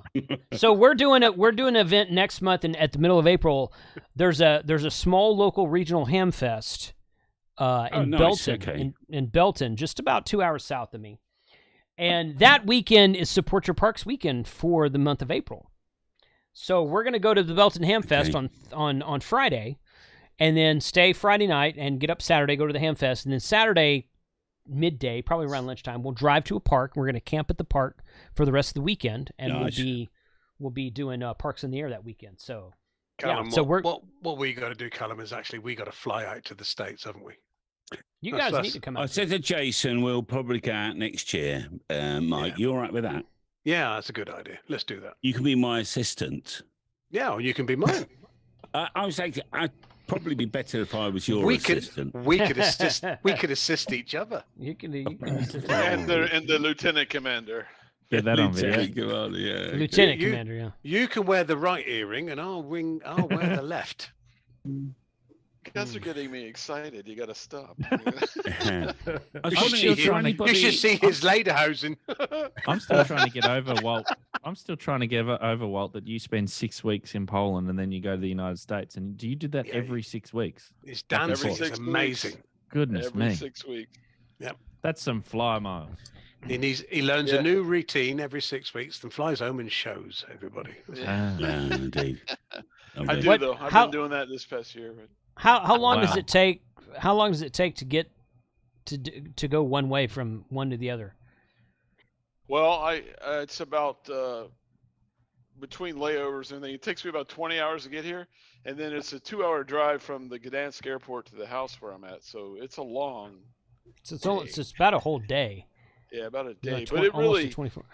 That's only because it's Poland. I mean, I could get from the United States to say London in 7-8 hours. It's just yeah. Well, yeah. I mean, what I normally do, and it's really not that far from here in London. But what I have to do is I live in the Virginia Beach, Norfolk area. I usually either fly from there down to Atlanta or up to JFK in New York, then over to either Frankfurt, Munich, or Amsterdam, and then from there into Gdansk. So it's a little bit of a trip, but yeah, I'm going to be here. I've got about 2 more, I think at least 2 more rotations. I'll go home Friday. I'll be home for 6 weeks, come back here mid-May through all of June, and then I think 1 more after that. And what's really cool is we'll end this contract with NATO, and then we're going over to Guam because things are getting a little sketchy in the Pacific. So we got some things we're going to be doing over there, so which is going to be easier for me actually, because Guam being a U.S. territory, I don't have to do this CEPT, all that stuff. I just put stroke KH7 or whatever at the end of my call, and I'm looking forward to that. Okay. Yeah, they're Kilo Hotel. I want to say 7. I don't know. Before, are they 6? Kilo Hotel is Hawaii, but there may be the number behind it is. Yeah, I think Guam's still Kilo Hotel as well. It might. I don't remember. It might be. Or maybe they're 8. I think 6 is Hawaii. No, I don't know. I've got a logbook. Before I came here, it's KH2. were working. Yeah, KH2. No, KG6. I've got 3 different answers. KG. It's KG, not KH. I'm sorry. KG. That makes more sense. KG. Okay, that makes sense. KG6. Because I got a logbook. Before I was coming to Poland, we were going to Kauai, Hawaii, all the way out on the island, the last island out there. We've got a looking post out there, as we call them. So I was working in Kauai. That was cool, operating on the beach there. So so about every year and a half, my rotations change. Looks like Guam will be next, and then it's cool. I've enjoyed being in Europe, though. It's been great. It really has. I mean, I've enjoyed, And we've enjoyed having you. We have indeed. Thank you, Mike. Yeah, you're welcome. Yeah. Just wanted to put that out there as well. He's a good regular on my Friday stream as well, which is nice. Trying to be. It's like, usually I duck out of work early and slide back to the house to make the call. You know what I mean? So what time is it in Poland right now? 10:44. So you're an hour ahead of Cal. 10:45. Yeah, I'm an hour ahead of Cal. Yeah, he's 1 hour ahead. Well, I'm in Central Europe time. Yeah. Are you shifting time Saturday night? Yes. Yeah, okay. So you'll still be an hour ahead. Yeah. I was going to say all of the EU does that, but some of you guys aren't in the EU anymore, so. Yeah. We won't go there. We won't you're not. You're not in that. You're not in either, are you, Martin? You're not in Europe. No, we're not. That's funny. I'm about 2 kilometers away from the European Union, though. Yes. Yes. Mm. So do the clocks change on Saturday night, Sunday morning, Jason, or are you a week after, or a couple of weeks, or did they change at all? No, we did ours last month. Ours has been changed for 2 or 3 weeks now. So yeah, 2 weeks ago. Yeah, that's why I screwed up the time, our start time today, because I'm looking at it and I'm like, wait a minute, that's not right. I sent you guys the wrong UTC time the first time. So yeah, I was shooting for 8 o'clock in London because on the normal happy hour we'll go 8 o'clock. We'll go live at 8 o'clock local time here. So I was like, oh, let's just shoot for 8 o'clock in England, and I sent you guys the wrong UTC time, and part of that was because, yeah, it changed here like 2 or 3 weeks ago. So, so you have to convert UTC and then convert for daylight savings time twice, and I can't math that well. So I use a program called timeconverter.com. Timeconverter.com. That allows you to put in all of the cities and all of the locations, and it gives you all of the times. That's amazing. I use my iPhone. The internet is an amazing place, Mike. Yeah. It's also a very dodgy place. You got to be careful. Yeah. RF is better. Yeah, RF is better. Yeah. RF is better. That transitions time, doesn't it? RF, which is really quite amazing. Yeah. Yes, it does. It actually does. It does. Yeah. It's like real time. It's like Zoom. You would never believe we were talking. You know, it's like Zoom, but if you've ever been on Zoom and the radio with the same person at the same time, you hear there's like a 1 or 2 second delay on Zoom, and you're hearing in real time over RF, and it's really kind of fun. That's amazing. So you can hear them. You radio can hear what is they faster. say. Yes. But are you really hearing it in real time over RF? Wow. It's not quite real time as the words come out. Closer. It's closer than Zoom is. It's closer than Zoom is. is. You really want to see that in action. Live stream with low power, and you can hear the guy. He'll come back to you, and then you start a QSO with him, and then you'll give your part of it. And there'll be like a 4 or 5 second delay, and then he'll come back to you. Yeah. That's like Schrodinger's RF, isn't it? Yeah. You're like, okay, I got it. You're listening to me on YouTube. You don't hear me. Yeah. Right. Giving me a 5, 6. Are you really Do there? you know I get this on a Friday very often? I call CQ M0XXT listening. And then 4 seconds later, some guy in the US goes, yeah, I'm running 1500 watts with 4 element at 100 foot and 5 and 1. And it's the 4 second delay. I go, you listening to me on YouTube by any chance? I've experienced that. Yeah. But in all seriousness, like I've spoke to guys in VK and ZL, and there is that slight delay, like, and it's so slight. Can you perceive it? Yes, it's so slight. It's just so slightly more than what it is than say talking to guys in the States. It really is. Okay. Very about slightly. It's a couple of 100 milliseconds, isn't it? It's not a lot, but I can perceive it. It's just not fast enough, is it? Because it's still Friday here and it's Saturday there already. It's just right. Australians and Kiwis we're just slow naturally, Colin. We just take time to process things a lot longer than others. But so changing the subject a little bit, Hayden, do you know? I used to speak to a guy quite regularly, Norm VK7 AC. Is he still about? Yep, he is. He is. I don't know what it is. Every time I speak to someone from overseas, they say, "Do you know this VK?" And I'm like, "Yep, I actually do. I know exactly what you're talking about." Well, see at the peak of the last cycle, like on 40 meters, like 7 o'clock in the evening through the summer, Norm would come right through on 40 meters. Like the band would be full of what we'd call inter-G, right? So just the UK, and then all of a sudden, Norm would just come out of nowhere. Where did he come from? And he would just go CQ Europe, and unbelievable. And I've spoke to him loads of, and I believe he was only running like a vertical. He wasn't running crazy power. He runs a single vertical, or he was. It's just unbelievable. So he's only running ADX Commander, before they were popular, Callum. He is about he's about 200 miles north of where I am, and if you see it's not so much he's got a massive station, but it's his location. His location is one of the best locations in the state here. It's just he's and puts out a huge signal on every band. It doesn't matter what it is. It's so regular, it's become the norm. Yeah, You've got you've haven't got heard that you've one got before, have we? Oh! yeah. You here all week, Mike? Try the Try fish. the veal. try the veal. Try the veal. Hey, I got to head off, guys. I got my general exam in 10 minutes. So Never. USA general exam. Yep.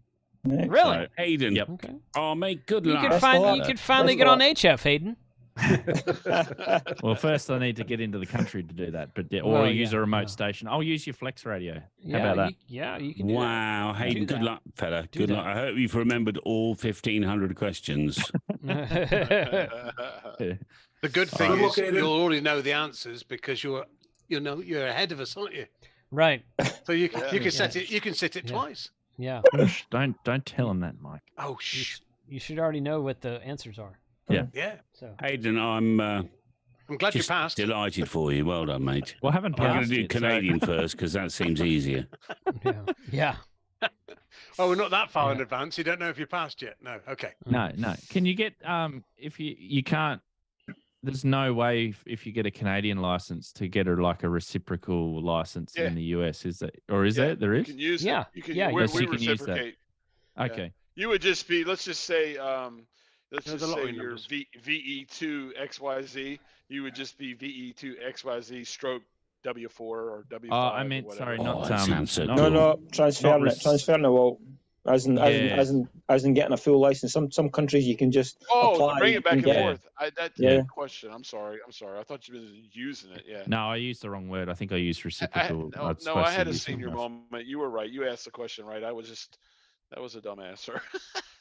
Yeah, I don't know. I don't think you can. I think you actually have to test. Yeah. Yep. Makes sense. Because we can do, if you get your American license, you can then transfer it and get a VK license. All you need to do is just sit the regulations for VK, and then you get the equivalent of whatever you Is had that a simpler regime? Just the regulations. So which country is the easiest to get licensed in, though? Well, it should be. It's it okay. should be. It should be the UK that gives the 10-watt license. I mean, how many questions are on the 10-watt test? Like 4? 26, I think.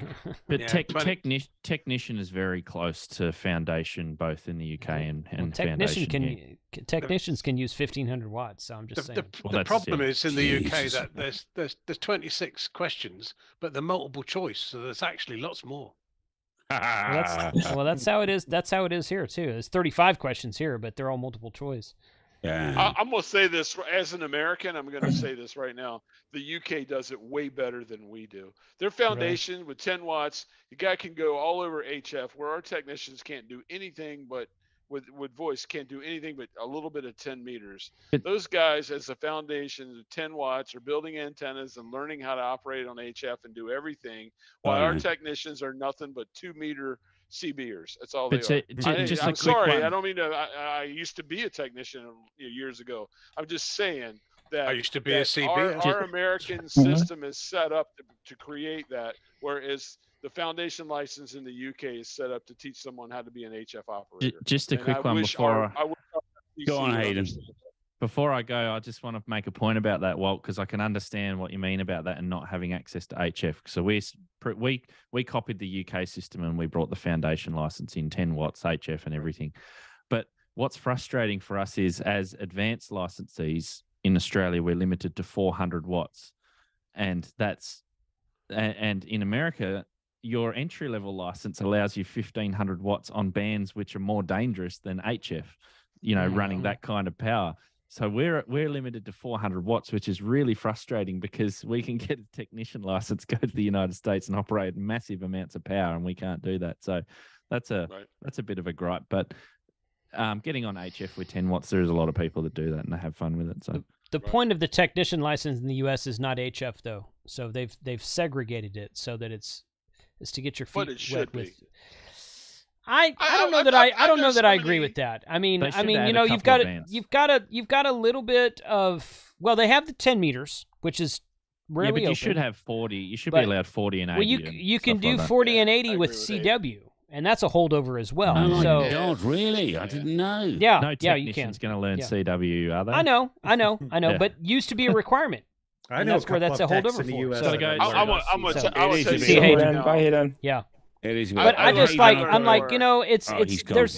there's a difference between, you know, not all of ham radio is about HF, you know, so Have you noticed? VHF UHF is a real thing. I mean, you've got full license privileges for 50 megahertz and above with technician, and last time I looked it up, which has probably been a year or two ago now, but the most popular and most talked on band in ham radio in the USA is 2 meters. So Did you notice how Hayden lit the blue Attache paper and then buggered off? Yeah, I did. Yeah. But I mean, Jason, I respect. I mean, we all have opinions. I just feel different about it. I think the foundation license is the way. Look, when I was a general, I learned more about building antennas, how antennas worked, the resonance, the non-resonant antennas, ununs, balance, the whole thing about building antennas, being a QPer at a general level with American license. And I think that I could have learned that as a technician years earlier if I'd have had a foundation type low power license. Good one. I would have been, I would be years ahead. But you're still looking at it like it's all about HF. And I just that's the part I don't agree with. I'm not saying the technician's better than the foundation. What I'm saying is the technician, I think you should be comparing the foundation to the general, not the foundation to the technician. Because it's all about HF. I'm saying that we're crippling our technicians by not giving them that as well. I mean, we all could have the VHF, UHF, there's all that, but you're limiting them. If that guy wants to be. Look, I mean, I on my channel all the time, I get comments, I get emails from people. Hey, I'm getting ready to become a general because I want to be an HF guy. Right. That poor guy could have been an HF guy years ago when he got his tech. Right. I'm not saying I'm not comparing. It's a different thing, though. VHF, I mean, VHF to HF. I know I am mostly an HF guy, but I'm not comparing the two. I'm just saying that we are cutting our techs off at the knees by not. Can I ask a question then? Can I ask a question? Yeah. I am going to put the cat amongst the pigeons here, if you wish. So if like for instance in the UK, our tech guys, our foundation people can use pretty much all the bands. What we have found is that they don't need or want to progress because they've got everything. Yes. Okay. Yes. So by limiting, if you like, the big, I won't say beginners because that's the wrong way of putting it, but the novice users of radio within our sphere to 2 meters, 70 centimeters, etc., and maybe 1 or 2 of the HF bands, it gives them reason to expand their knowledge, to learn more before they can then go on to use more of the bands, more power. Now, whether I'm right or wrong, you know, it's a difficult one. I got somewhat of a theory. I got somewhat of a theory on this though, because here we have one license class. You get full privileges. It's tough to get the license, but you get full privileges.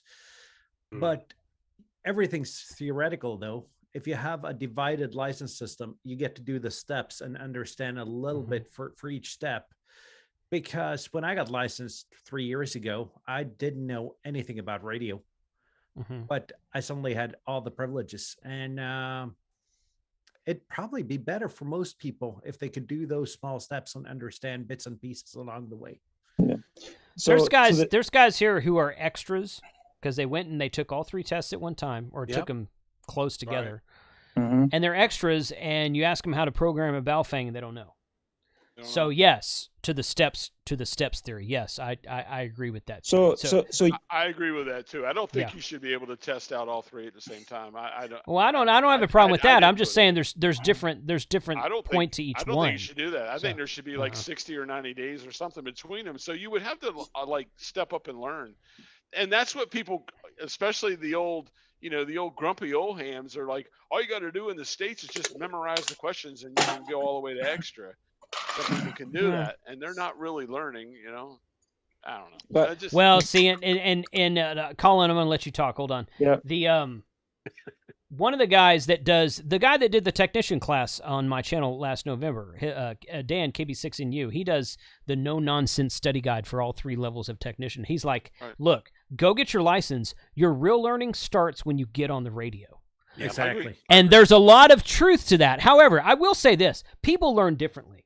There's nothing you can learn before, you can learn after, but I'm a hands-on guy. I learned a lot more by sitting down in front of the radio and getting on the air, including 2 meters and including how to operate a repeater and program a repeater and talk on simplex. I learned a lot more by getting on the air than I did just by book learning, but that's, not everyone's like that. Colin, you were going to say something. No, I just agree with what you said there, but just taking what Mike said there is, so in the UK, you know what power you can run by what license you hold. Right. Yeah. So the foundation license started with an M3, right, or an MM3 or an MI3, whatever. So it went from M3s, and when those run out, they went to M6s, and now they went to M7s. Now the majority of those people probably progressed. I did. I just went straight through. I went from 0. It took me about 6 months because you couldn't set all licenses at one time. So like 6 months, and I went from M6 to M0, right. I says, but there is an issue, and it still goes on with the class system. We'll call it the class system here in the UK and maybe some other countries, where you guys in the States, when you hold your license, you don't know if you're holding a technician license or you're holding an extra license, and I quite like that, because you don't know, and you shouldn't judge someone because they're holding an M3 or they're holding an M0. That's not 100% true, but I No? see what you're saying. No, well, okay, for in the USA, if you're an extra, only extras can have a 1x2 or a 2x1. Okay. Okay, so if you hear a 2x1 call, they're an extra. Now, the 3 and the 4 and the 5, that's all differentiated by geographical location. Yeah, but you can always tell when someone's an extra. Now, I know a lot of guys who are extra that have a 1x3 or a 2x3 call, like I do. Yeah, So I'm an extra. I have the old school one. Yeah. And when I get my extra upgrade finally, when I do that, I don't plan on changing my call sign, so I'll always have the same call sign. But so there's a little bit of truth to that. I see what you're saying, and you're not wrong. What I don't like is I don't like the vanity calls, because when I first got licensed, all the guys who were W5 and WA5, because I'm in 5 land, these were all the old timers who knew how to do ham radio. Basically, they were all the CW guys and the HF guys. And now you're talking on the repeater to this W5 guy, and you're like, "Hey, so I was on HF last night." I was like, "Oh, I've never been on HF before," and like this guy doesn't know how to. He's like, "Can you tell me how to program the CTCSS tone?" And I'm like, "I'm happy to help people with that," but I'm like, "You're a W5. How do you not know? Oh, you got a vanity call. You just got licensed last week." So I don't like the fact that it's harder to tell seniority in ham radio now that we've got all these vanity calls, but you still can't get a 2x1 or a 1x2 or even I think a 2x2 unless you're an extra. So there is still that aspect to it. Yeah, because I kind of agree with you on the vanity call, Jason. I got to tell you, like, my call is a vanity call, and I'll tell you why. My original call was Kilo Oscar 4 Oscar Golf Oscar. Now get on the air and try to click to a pilot with Kilo Oscar 4 Oscar Golf Oscar. That's my original call. Yeah. And I went on and looked at vanities. I saw I don't want to be that guy, but I saw that I could get the call without the Kilo Oscar 4. I could just get Kilo 4 Oscar Golf. Well, but you're an extra, right? Yeah. Okay, so if you have an extra, you should have free range of everything. I guess my point is that if you're a technician, you shouldn't be a Whiskey 5 or a November 5, because those are the old school call signs in my call area. Right. So, I don't really think they should change it. I just thought I'm old enough to remember when Whiskey 5 and Whiskey Alpha 5 and Whiskey Bravo 5 were actually the old timers that you heard those guys on the radio and you're like, "Hey, can I ask you a question about this?" And they would know the answer. These days, it might have been someone that was licensed last week. You don't know. So it's just something I noticed. I'm not saying they should change anything. I just Can I have kind of one of some, those Jason, things. please? Yeah. Yeah, go ahead. Okay.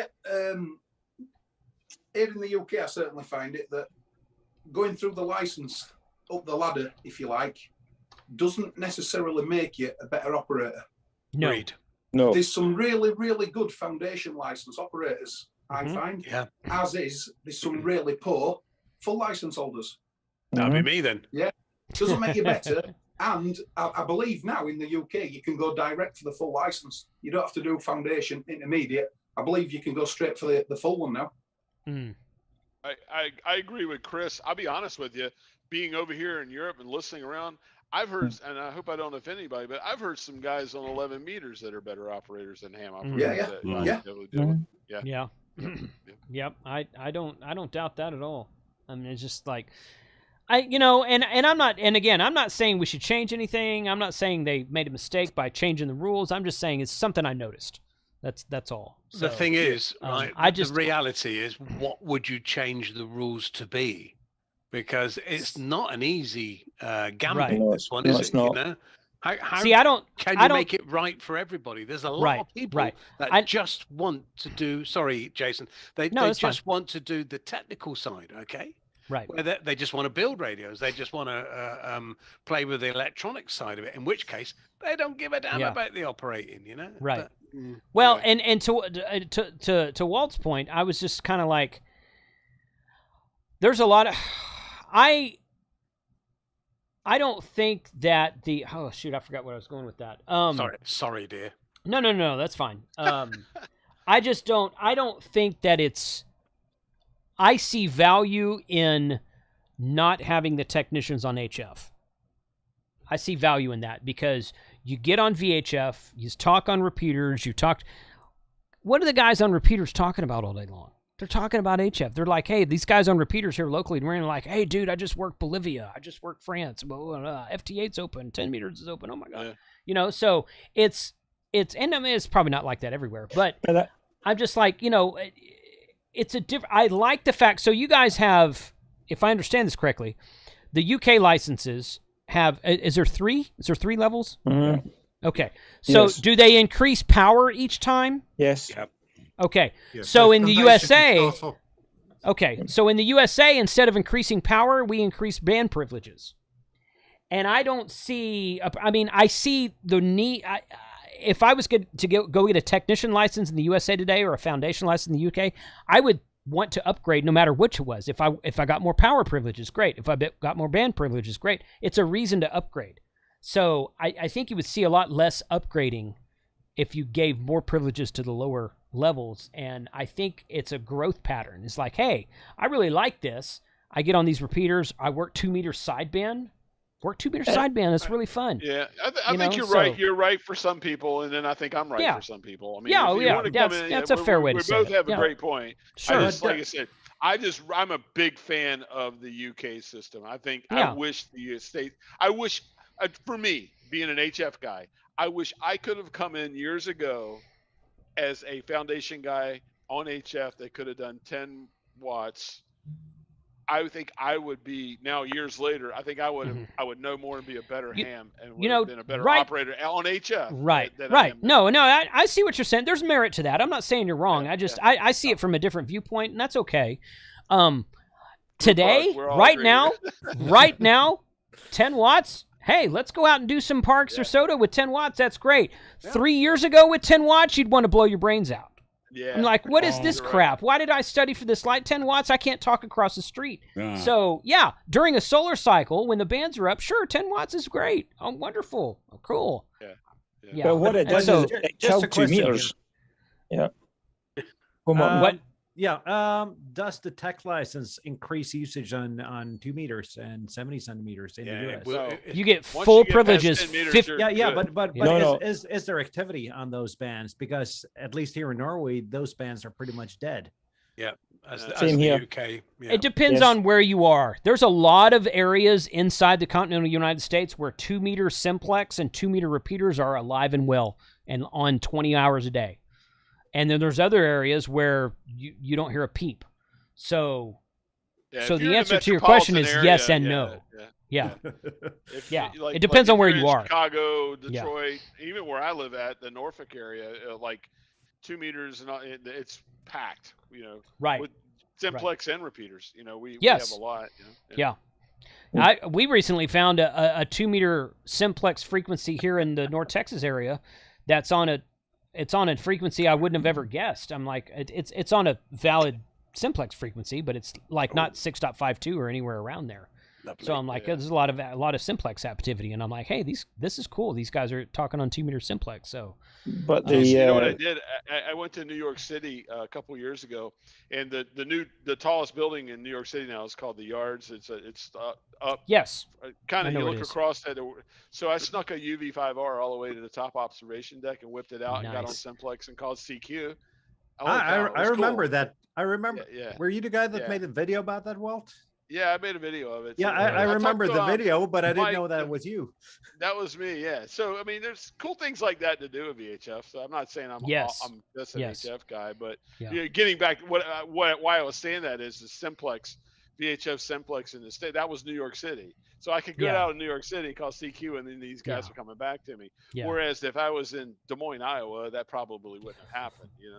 No, but if you were in Colorado on top of a mountain, you could easily do it. I mean, there's a designated simplex SOTA frequency in the Phoenix area because there's so many guys out there. And Charlie was telling me this. Right. There's so many guys out there that do SOTA, and there's so many mountain peaks out there. They have this simplex free. It's like 144.57 or something like that, and they just monitor this simplex frequency that nobody else is on. But when someone goes out there and does SOTA, which is almost every day, there's a lot of guys monitoring that. Oh, that guy's on SOTA, so they're talking back and forth. So it really depends on the area you're in. The United States, you can't really say we can't hop on a train and go to 4 or 5 countries in one day the way you guys in the UK can.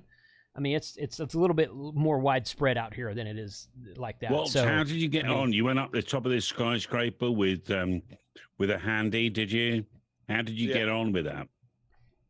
I looked around and make sure there was a crowd. You know, I was on the observation deck, and I had my wife with me. She had the camera. I said, I'm going to make a thing. So as we got into the middle of the crowd at the very top of the building, she put the camera on me. I whipped out and I called CQ. What was funny was I had the Baofeng straight up like that. And I called CQ. I couldn't get anywhere. I turned it sideways, got the antenna horizontal, and called CQ, and boom, everybody started coming back at me. Oh, wow. So it was kind of a learning process to be up that high. I mean, I was like, on the 110th floor of this skyscraper. Wow. And when I turned it, being vertical up that high, I guess, the polarization, people were going over the top.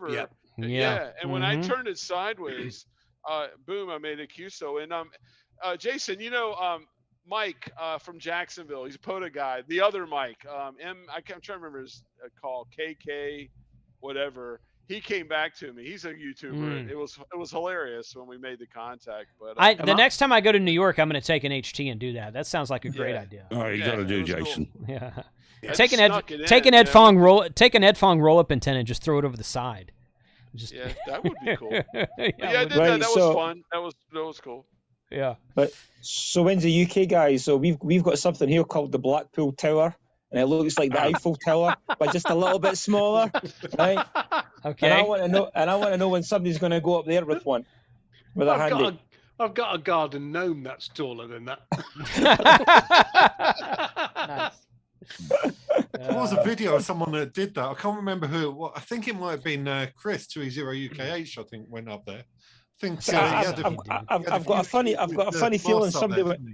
Yeah, I've got a funny feeling somebody went up there and somebody grabbed them with a collar. You can't do that. I've got a funny feeling, but because you can't go right to the top of it, James. I've been up there, but and I've never been up there. But I think they had issues with there was some commercial transmitters on there, so you had to put a filter on. Yeah. Interesting. It's been done. I've been up a ladder, if that's any use. I've been up a ladder. Probably taller, Mike. Probably higher. Got to the third rung. Third rung. Where I live I'm about 2 meters above sea level, so it's like I've never. For me, a sand dune is SOTA for me. That's that's like out here in Texas, man. We're in the flatlands, and I'm just like. Yeah, and a lot of these QRP guys like Adam and Charlie and a couple of these guys, and they're like, oh, yeah, QRP. I'm like, that's great. If you've got a 1,500, a 1,500-foot mountain that's a mile and a half that way, sure. That's great. You need salt water. You need salt water and sit on the beach. Yes, that works too. Everybody says this. Everybody says this. Yeah. I've worked the world QRP sitting on the beach. I literally have worked the world. I have too. Yeah, I did a POTA activation from Galveston Island State Park on the beach with my X6100, and I got like 30 contacts, and I don't think I worked the world. This was like a year ago. The 20, I was on 20 meters. The band was fine, but I, like 10 and 15 wasn't up at the time. But yeah, absolutely. Yeah, that's a true statement also. But I mean, I'm 5 hours from the beach where I'm sitting right here. I'm in the flatlands, man. There's nothing out here. I didn't know that. I thought you were closer to Galveston. No. I mean, that's why my channel is called Coastal Waves and Wires. Right. That's basically all I do is work portable on beaches because I live on one. It's kind of easy to do. So yeah, it's the world's biggest ground plane, isn't it? Let's be honest. That's right. It is. That's amazing. Right. Mm-hmm. It's amazing. It's really it's just amazing. Even my QTH, I'm about 125, 150 meters from the salt water. I live in the harbor, so there's salt water all around me. And I have this, I'm up on the third floor, the top floor of the building I live in, and I have this no radial compromise, is because I'm in a condo situation. I got this little fiberglass Sigma Eurocom 360 hidden in the back. And even that thing, man, for my location, not being like right on the beach, but being where I'm at, I mean, it kicks ass. I mean, it's just, it's like Hayden was saying earlier, it's all about location. I am blessed and fortunate that I live in an amazing location. Is salt water the key to getting that antenna to work well? Because I got one and I've never had a single QSO on that.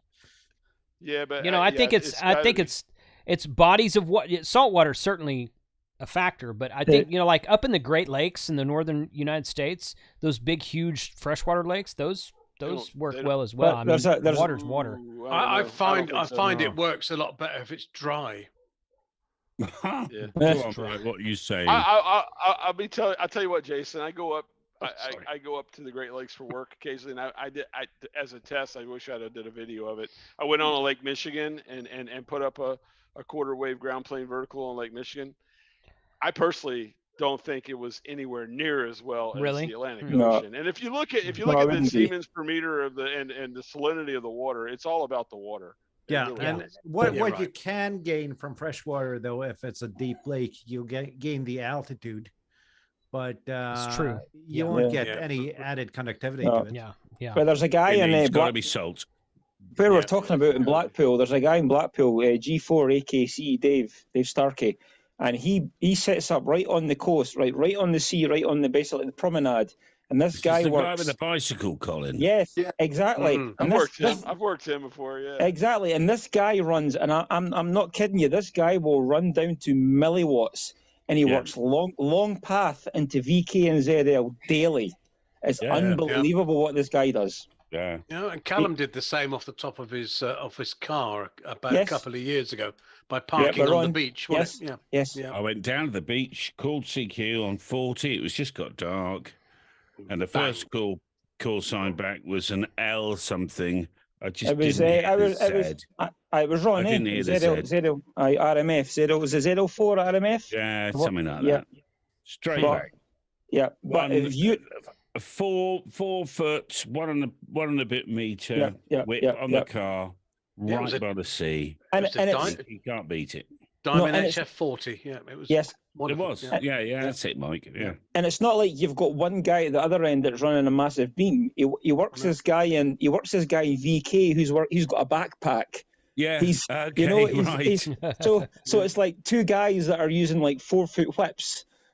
And they're speaking to each other as far as you could possibly go, and they're talking to each other on milliwatts. Yeah. So so it just goes to show you. We know the Siemens per meter, as I think Walt and Morton were saying, is around the 5,000 millisiemens per meter on salt water. When you model that using the moment method on any software package, it will give you 10 dB, and I sometimes that's 10 dB on receive as well, by the way, I think. Yes. It's not just going from 10 to 100 watts. I've got a funny feeling it's more than that, Yeah, I think it's got to be more than 10 dB, though. I think it's more than, and I think it's actually more than. So if you have a quarter wave vertical over salt water, it will perform better than a 3-element beam at its half wave height. You're actually better with the vertical. If not more. Right. I've actually bailed out on a video, Colin, that I was doing not so long ago of why DXpeditions use 3-element yagis at like 6 meters off the ground. And I've done all the modeling, and I've hesitated about publishing it because it's so controversial. They should just use a bloody bit of bamboo or a tree or something and a little bit of copper wire, because most of these, the big, I'm talking about the top 10 requirement, top 10, apart from North Korea, they're all right by the plumbing sea. Yes. They should just run a quarter wave. Exactly, but the only thing better than a quarter wave is a VDA, because you've got a reflector on the back of it, so it's like a 2-element vertical beam. Well, that's fine. Well, they could just put one up, of course. Exactly. They could just pop a director or a reflector up. And with respect, I suppose if you're down by the sea and you've stuck your antenna pretty much on the shore, you've got a natural reflector behind you anyway, called the bloody land. Yeah, but you're going to be pushing, aren't you? Yeah. This goes to another question, Callum. This is a good one for you, Callum. I want to know your thoughts on this. With 2 elements, I've been thinking about doing this on the beach with the 2-element vertical beam. I've read several places that a director is better than a reflector. And that's strange. That's the question I was about to ask. I would disagree with that. Would you? Privately, Rowdy and I have been doing for the last couple of years a load of experiments. I've just never had enough data to be able to make a video out of it. But he's always found the reflector on 40 meters. That was 8.5, 8.4 to 8. He literally walked it up and down like this, holding a radio on his hand, watching the signal strength to get the front to back. It was about somewhere between 8.4 and 8.5 meters on the 40 meter band. Was literally to dial out Indonesia, because where he is in New Zealand, Indonesia is a pain in the ass. But like the Italians, he wants to dial them out. So you get a better result from having a reflector rather than a director. Yeah, even using the moment method, which is, some people don't believe in, but I do. The moment method of mathematical calculation, the reflector will give you a better front to back and better gain than only a director. You can use both. I mean, I don't know. That's why I asked you that question. Yeah. Thanks for giving me that. I've read text. I've read a couple papers or whatever, and it's mixed on that. And there's some mixed signals that I've gotten on whether director for 2 elements. Because when I go down to the beach, and it honestly, Callum, it's the reason why I bought another pole from you a couple of days ago. When I get back to the States next week, I want to build a 2-element, 10 meter, vertical yagi to sit on the beach and see how it works. Right, which is about 85% of the quarter wave. Yeah.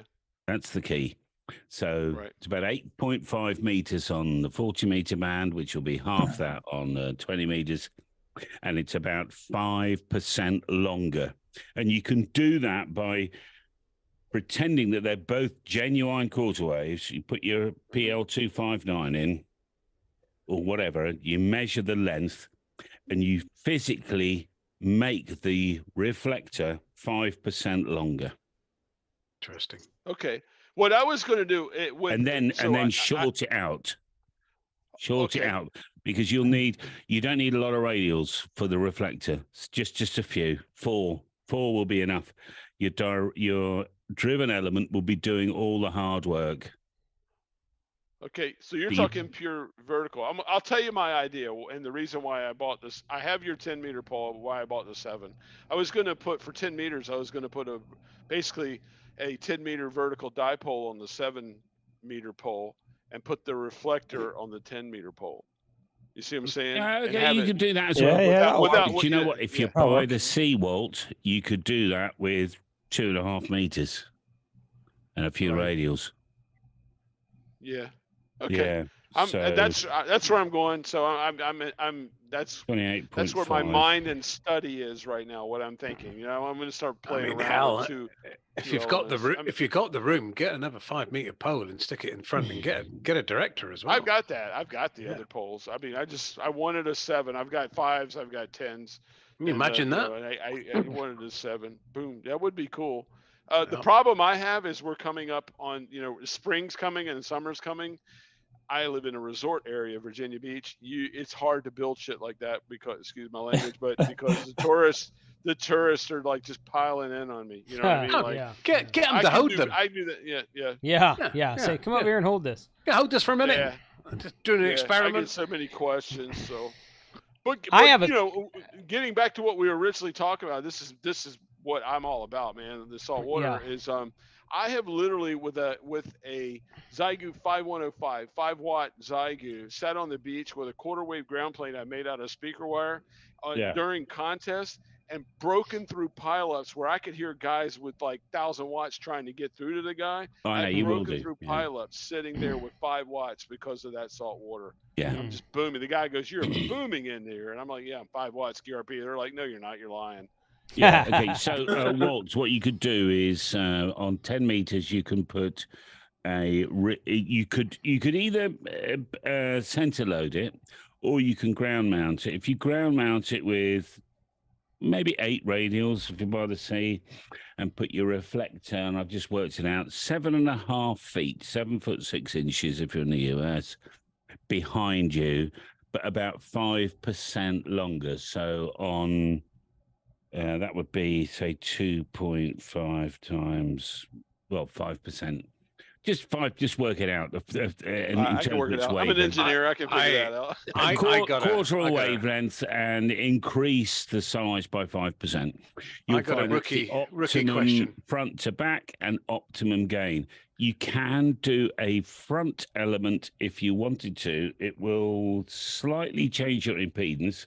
But now you can go a quarter of a wave in front, which would be a little bit longer, maybe 8, 9, 10 feet, 12 feet maybe, and make that 5% shorter. Now you'll have, funnily enough, not so good front to back, but you'll have about another 3 dB forward gain.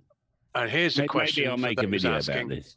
There's a question for people that might be asking, would you interconnect the grounds? Doesn't matter. That's a good question, but doesn't matter. The ground is the ground. Yeah, it's RF ground. It wouldn't matter, would it? Okay. One thing I'm wondering, Callum, you might be able to answer is if you've got 2 10-meter masts, could you feed it as an end fed halfway from the ground, then just have a reflector and go away with the radials altogether? If it's a half wave, sorry, Callum. Yes, you could. I'm just doing it now. Let's have a look. Yes, you can. I want to hear about your. I want to hear about your 160 meter receiver antenna, Callum.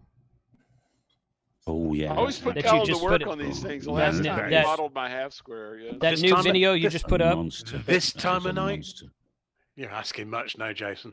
No. I mean, like, he doesn't have to go out there right now. Just quickly, Colin, what do you think this end-fed half wave? It's on a 10-meter pole for 20-meter band. How far away should it be then? It should be this. It should almost be the same as what it would be if it was just a standard yagi, whatever that is. Yes. Quarter wave. Yes. Because it doesn't matter whether it's center fed or it's end fed. It's still going to have that same current distribution. It's going to be an eighth wave away, I reckon. Yeah, indeed. Yeah, wire one base. It's going to be really interesting. I don't know if. I mean, I could show you this, but let me just do the calculation quickly.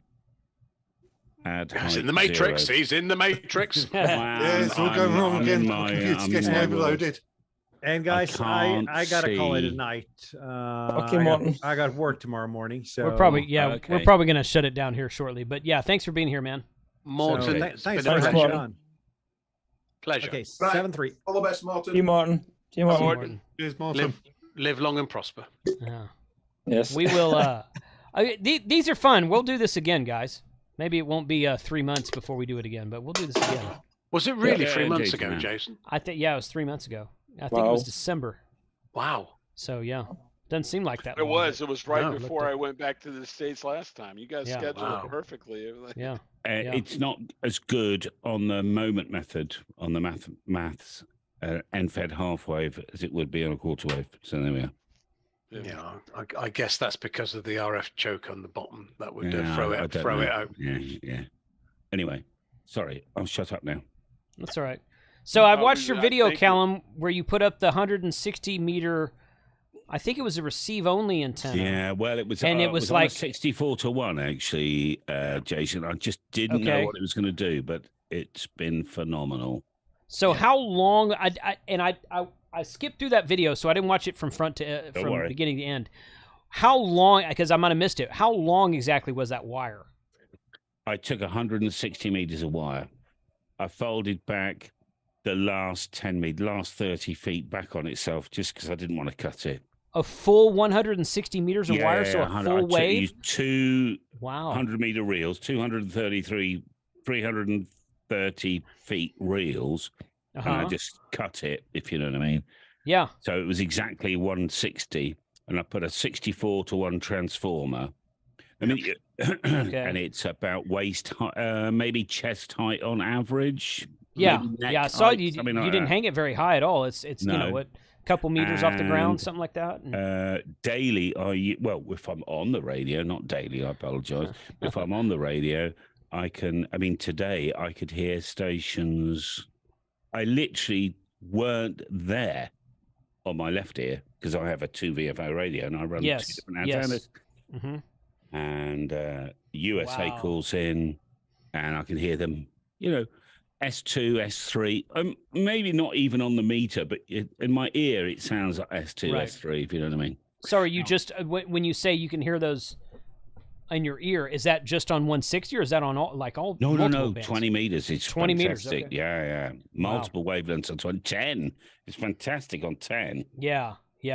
So I'm about to convert it into a beverage, traditional beverage, just to see. I actually quite like, because at the moment apparently I've got fantastic receive behind me as well. You can flip it, Callum. Say again, Colin. You can flip it. There's a way that you can have a single wire on a beverage and you can flip the direction. That's absolutely right. But at the moment, this was cheap as chips, you know, a couple of reels of wire, a 64 or a 49-1. Yeah. Probably a 4-1 would have worked, actually. But just to give me the feel of it. And it's actually the best antenna I've ever had. Wow. I mean, I'm about to convert it into a beverage because I've promised all my viewers that's what we're going to do. But I actually quite like hearing very well behind me, if you know what I mean, as well. Yeah. And I'm about to put another 160 meters right through the sheep on the ground. In fact, Matt is sending me beverage on the ground kit. He developed a kit. He wants me to test it out. Just Matt LMK, is it? Yeah, that's it. I've got one here somewhere, but I've never had it out for any length, but it's really good. It does work. I've tried it briefly. Who are you guys talking about, Matt? M0 LMK? Is it LMK? LMK, something like that. Loop on the ground. He's on eBay. Loop on the ground? Can you see? Yeah, that one there. So he's made me, Colin, 10 of those. I haven't launched them yet.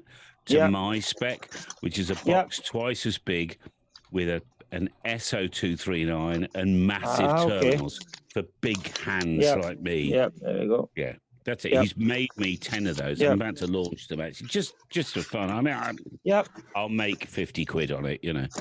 Yeah. This guy right here? Yeah. Is it him? No, definitely not him. No, not that. No. I think you got it's Lima Mike LMKTS.com, Lima Mike Tango Kilo LOG Matt M0. Lima Mike what? Lima Mike Kilo Tango Sierra. Lima White what? Lima White. Yeah. What's his call? M0 LMK. But I think that's him. That's it. Yeah, that's him. On the ground. Yeah. Okay. Yeah. Okay. So he's made me 10 of these to my spec, which is the bigger box with the SO239. I didn't want a BNC or an F connector because I'm 100% SO239 PL259 in my world. And I wanted the 6mm, a 1/4-inch terminals, not the 1/8-inch, the tiny ones, you know. Yep. Anyway, we paid for them. He sent them down. I was going to sell 10 of them, just 10. Have a look. Anyway, he contacted me this morning about he's got a loop on the ground. He's got a beverage on the ground. This is the beverage you literally staple to the ground, and I'm going to go right through the sheep another 160, 200 meters, as far as it will go, actually. I think your camera's just run out of power, Callum. Well, whatever. Whatever. We can fix that. That camera there is fine. So, okay. Yeah, because I've got 175 acres up at my hunting lease up north of me. Oh, and I could totally string something like that up. And I'm like, dude, because that's where we're always doing field day and winter field day with the bad RFI that we get if we're running generators. Right. Okay. And I'm like, shoot, I could just string this thing out and put 100 feet of coax and then start it 100 feet out that way, and then just run it that way. And you get about 100-degree reception. It's not very, very fine unless you phase two together. You get about 100 degrees. So I can have sort of Brazil, Caribbean, as we say in this country, right up to Vancouver, if you know what I mean, one side. And then I could have on the other side, I was thinking of getting all my Pacific.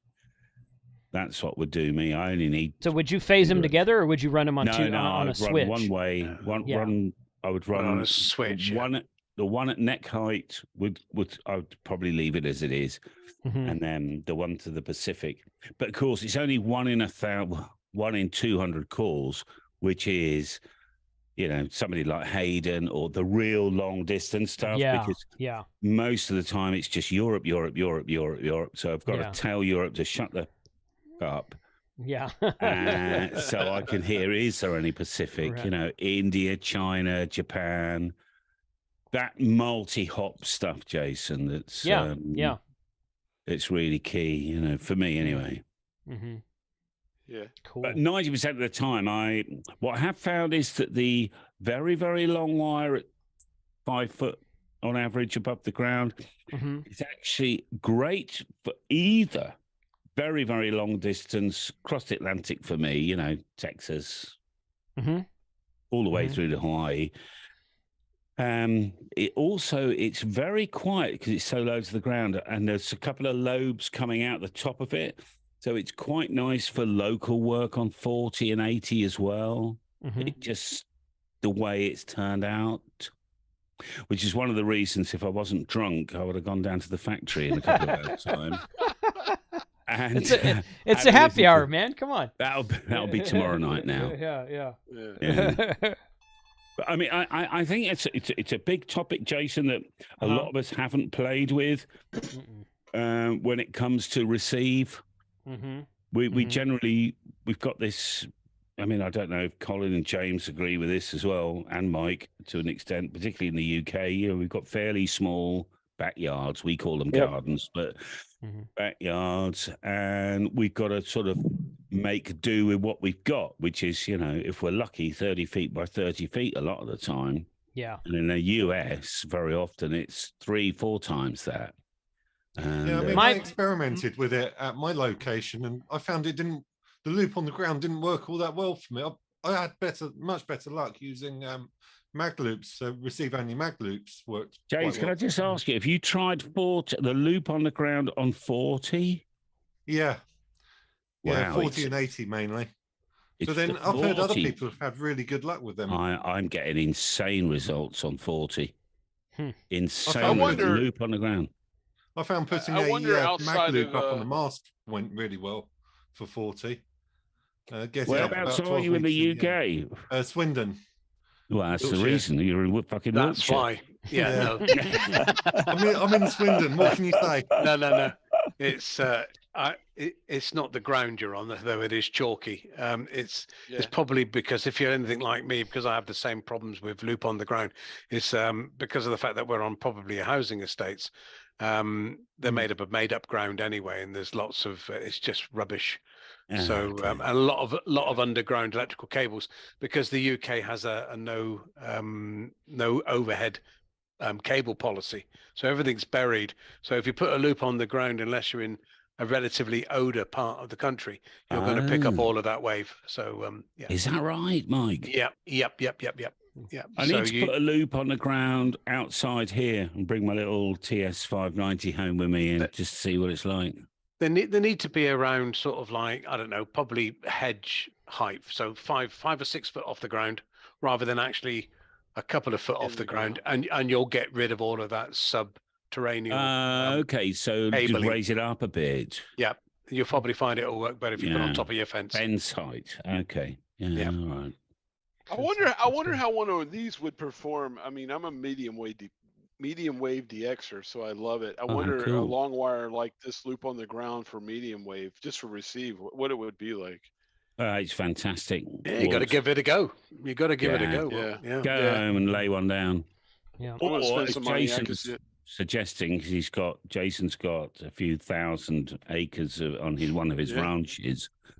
175, but sure, a few thousand. He could just connect it to the back of his stallion and let it run out. But, I mean, Jason, for you could run a very, very long one, just roughly east, maybe, roughly east, just for picking up Europe, and you'll find on 10 meters, you'll get 10 dB better. It's insane. I run the preamp on with the very, very long wire, and the USA, well, you probably heard Roger, Kilo Mike, Zero, Queen Mike, Kilo, Queen Mike, anyway. Mm-hmm. He's in Florida. He, on my right here, the very, very long wire, he's, forget the S meter. He's 10, 15 dB stronger than the vertical. Crazy, really, isn't it? Because we're just talking about what the guys used to do in the 30s and the 20s and the 40s. Just throw a long wire out, I think what happened is that when everybody went yagi route 30, 40 years ago, I mean, and that was fine. We all had the real estate. We all had the money. They had the money in the 50s, the 60s. Everybody had a ton of money, didn't they? They were, everybody had refrigerators and stuff. And, they had the tower and, 80 feet. We had a coach shelf. With a Cushcraft XYZ on the top. And it works really well. But unless you've got an 80-foot tower, you've got to start getting clever. But then before the Yagis, and Jason, you could do this, you had the Rhombic. You need to try and model this, Callum, a Rhombic, because you've got 175 acres there, and the Rhombic doesn't need to be far off the ground. It's just an absolutely... Ideally, Colin, we need 30-something feet, really, for 20-meter band. Okay. It's a little bit of an ask. Yeah. That's a lot. See, I thought it was just a 6 feet off the ground. No, that's a lot. 30 feet, really. 30 feet off the ground? Yeah, and you need at least 4 of them. And there are hundreds of feet apart. So it's very, very high tension wire. You need Kevlar cord. It'd be fun to try something like that. But that would be a challenge. Yeah. So, No, I like going back to the good old, not old fashioned, but the mag loop. Come on. Yeah. It does it all, doesn't it? Really. Mm-hmm. Yeah, I don't know. Well, that's right. I mean, I get some mag loop guys calling me on Friday morning. Friday lunchtimes on my live stream. Yeah, Mike. Mm-hmm. Yeah, I got to do it. I got to do another mag loop. Perhaps my most frustrating times operating portable have been with mag loops. So I mean, they're awesome and they work great if you dial them in and you know what you're doing. But if you just go out there, like I did the first time, I bought a mag loop. I was traveling, went to a hotel room. I was sitting in the hotel room. I'm like, thinking I was gonna just get somebody or whatever. Mag loops take. It's a skill set. You gotta learn what you're doing. You gotta get good at it. The frustration with them is tuning them in every time you change frequency. They're absolutely brilliant if you're on data modes and you're not changing frequencies. If you're on FT8, but if you're changing frequency all the time, absolute pain in the backside. Drive you crazy. Although the new ones now they tune themselves, don't they? Some of the really expensive ones you can put frequency. Yeah, but then you're talking really serious money. Exactly. That Italian, I forgot what the make is now, but the Italian MIDI loop, for instance, which comes in at £3,500. Yeah. Really? Just for an antenna. For a loop. Oh, for a loop antenna. If I'm going to spend that much money, I'm getting a step-by-R motorized antenna. If I'm going to spend that much money, I'll just move to the person 905 I'm speaking for that. There's a guy, Mike, who used to call me on my Friday streams with 400 watts on a mag loop, and I'm sure that was £2,000 or £3,000, about $4,000. Yeah. That was a big thing. I mean, they're brilliant because of the footprint. I mean, it's minimal for what you're getting out of it. You know, it is a 2-meter diameter loop. Well, you know, 75 centimeters in 75 millimeters. Sorry, what was that? 3 inches in diameter. But the actual loop diameter is like 2 meters. You can throw a kilowatt at that. Oh yeah. But it's only 2 meters wide, you know, and that's from 80 all the way through to 10. So that's phenomenal. Absolutely phenomenal. I've had some major frustration trying to operate a mag loop because, and like Colin said, because I usually hunt and call, you know, and answer calls. So I'm going up and down the dial. And I'm looking at my waterfall and bringing in the mag loop, and then checking SWR and then answering. They're certainly not for that purpose. Yeah. I mean, it is definitely. I mean, you're only talking about 1 or 2 sort of like kilohertz of mag loop's perfect. Dial it in, find a frequency no one's on, dial it in, and just start calling CQ and start working people. It's perfect for that. Outside of that, nope. You know, like, Mike, with your experiments with mag loops, have you found they tend to change frequency a bit with the weather condition? Like, if they're absolutely. slightly damp, that's all to do with the capacitor. To be honest with you, the last 2 I've built, I've actually used welded steel, like teeth on the top of the loop, pretty much like the Italian version. And that has a tendency not to shift in frequency quite as much as, you know, the standard, like what do you call it, the standard butterfly or the core. Because I've noticed that with the I've got the MFJ one. I've set it up, been running FT8 on 20 meters, come back to it the next day and the frequency shifted. I thought, well, I've not touched this, but it also shifts with the amount of watts you use as well. So the more wattage you put into it, it tends to shift in frequency because it heats the plates up and it loses a certain amount of coefficient. So it's all a bit of fun, isn't it? That's what it's all about. It's what it's all about. Anyway, anyway. Yes, I'm gonna duck out here, guys. I think we've been going for 2.5 hours, guys. I really appreciate it. I know it's late where you guys are. Wow. So I think we're gonna shut it down though. But this was fun. I really enjoyed getting you guys back on the stream, and we will do it again, and hopefully not another 3 months again. But let's do it again. So, anyone have anything really cool coming up on their channel before we close out? You want to? Yeah, a ton of stuff, but I can't tell you about it because that's the secret between Jason and I. Right. There is that one thing. Callum and I going dogging again. Okay. Scary airing. So y'all good luck with that. Are you going to live stream that? As soon as the stream ends, Jason's going to go Google dogging. I know. Right. As long as he wears his earrings, we'll be all right. Right. All right. Jason, thank you very much for hosting this. Very kind of you. Yep. Well, and let's do that. Let's do that stream takeover, Callum. I think that'd be fun. Oh man. Yeah. I'm so pleased you agreed. Thank you very much. Oh yeah, absolutely. Yeah, that'd be fun. Cool. All right, guys.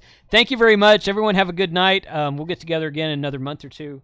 And these are always fun. So 73 all, and y'all wave goodbye. Yes, Jason. Thanks, Jason. Thank you. 73, everybody. Bye. Later.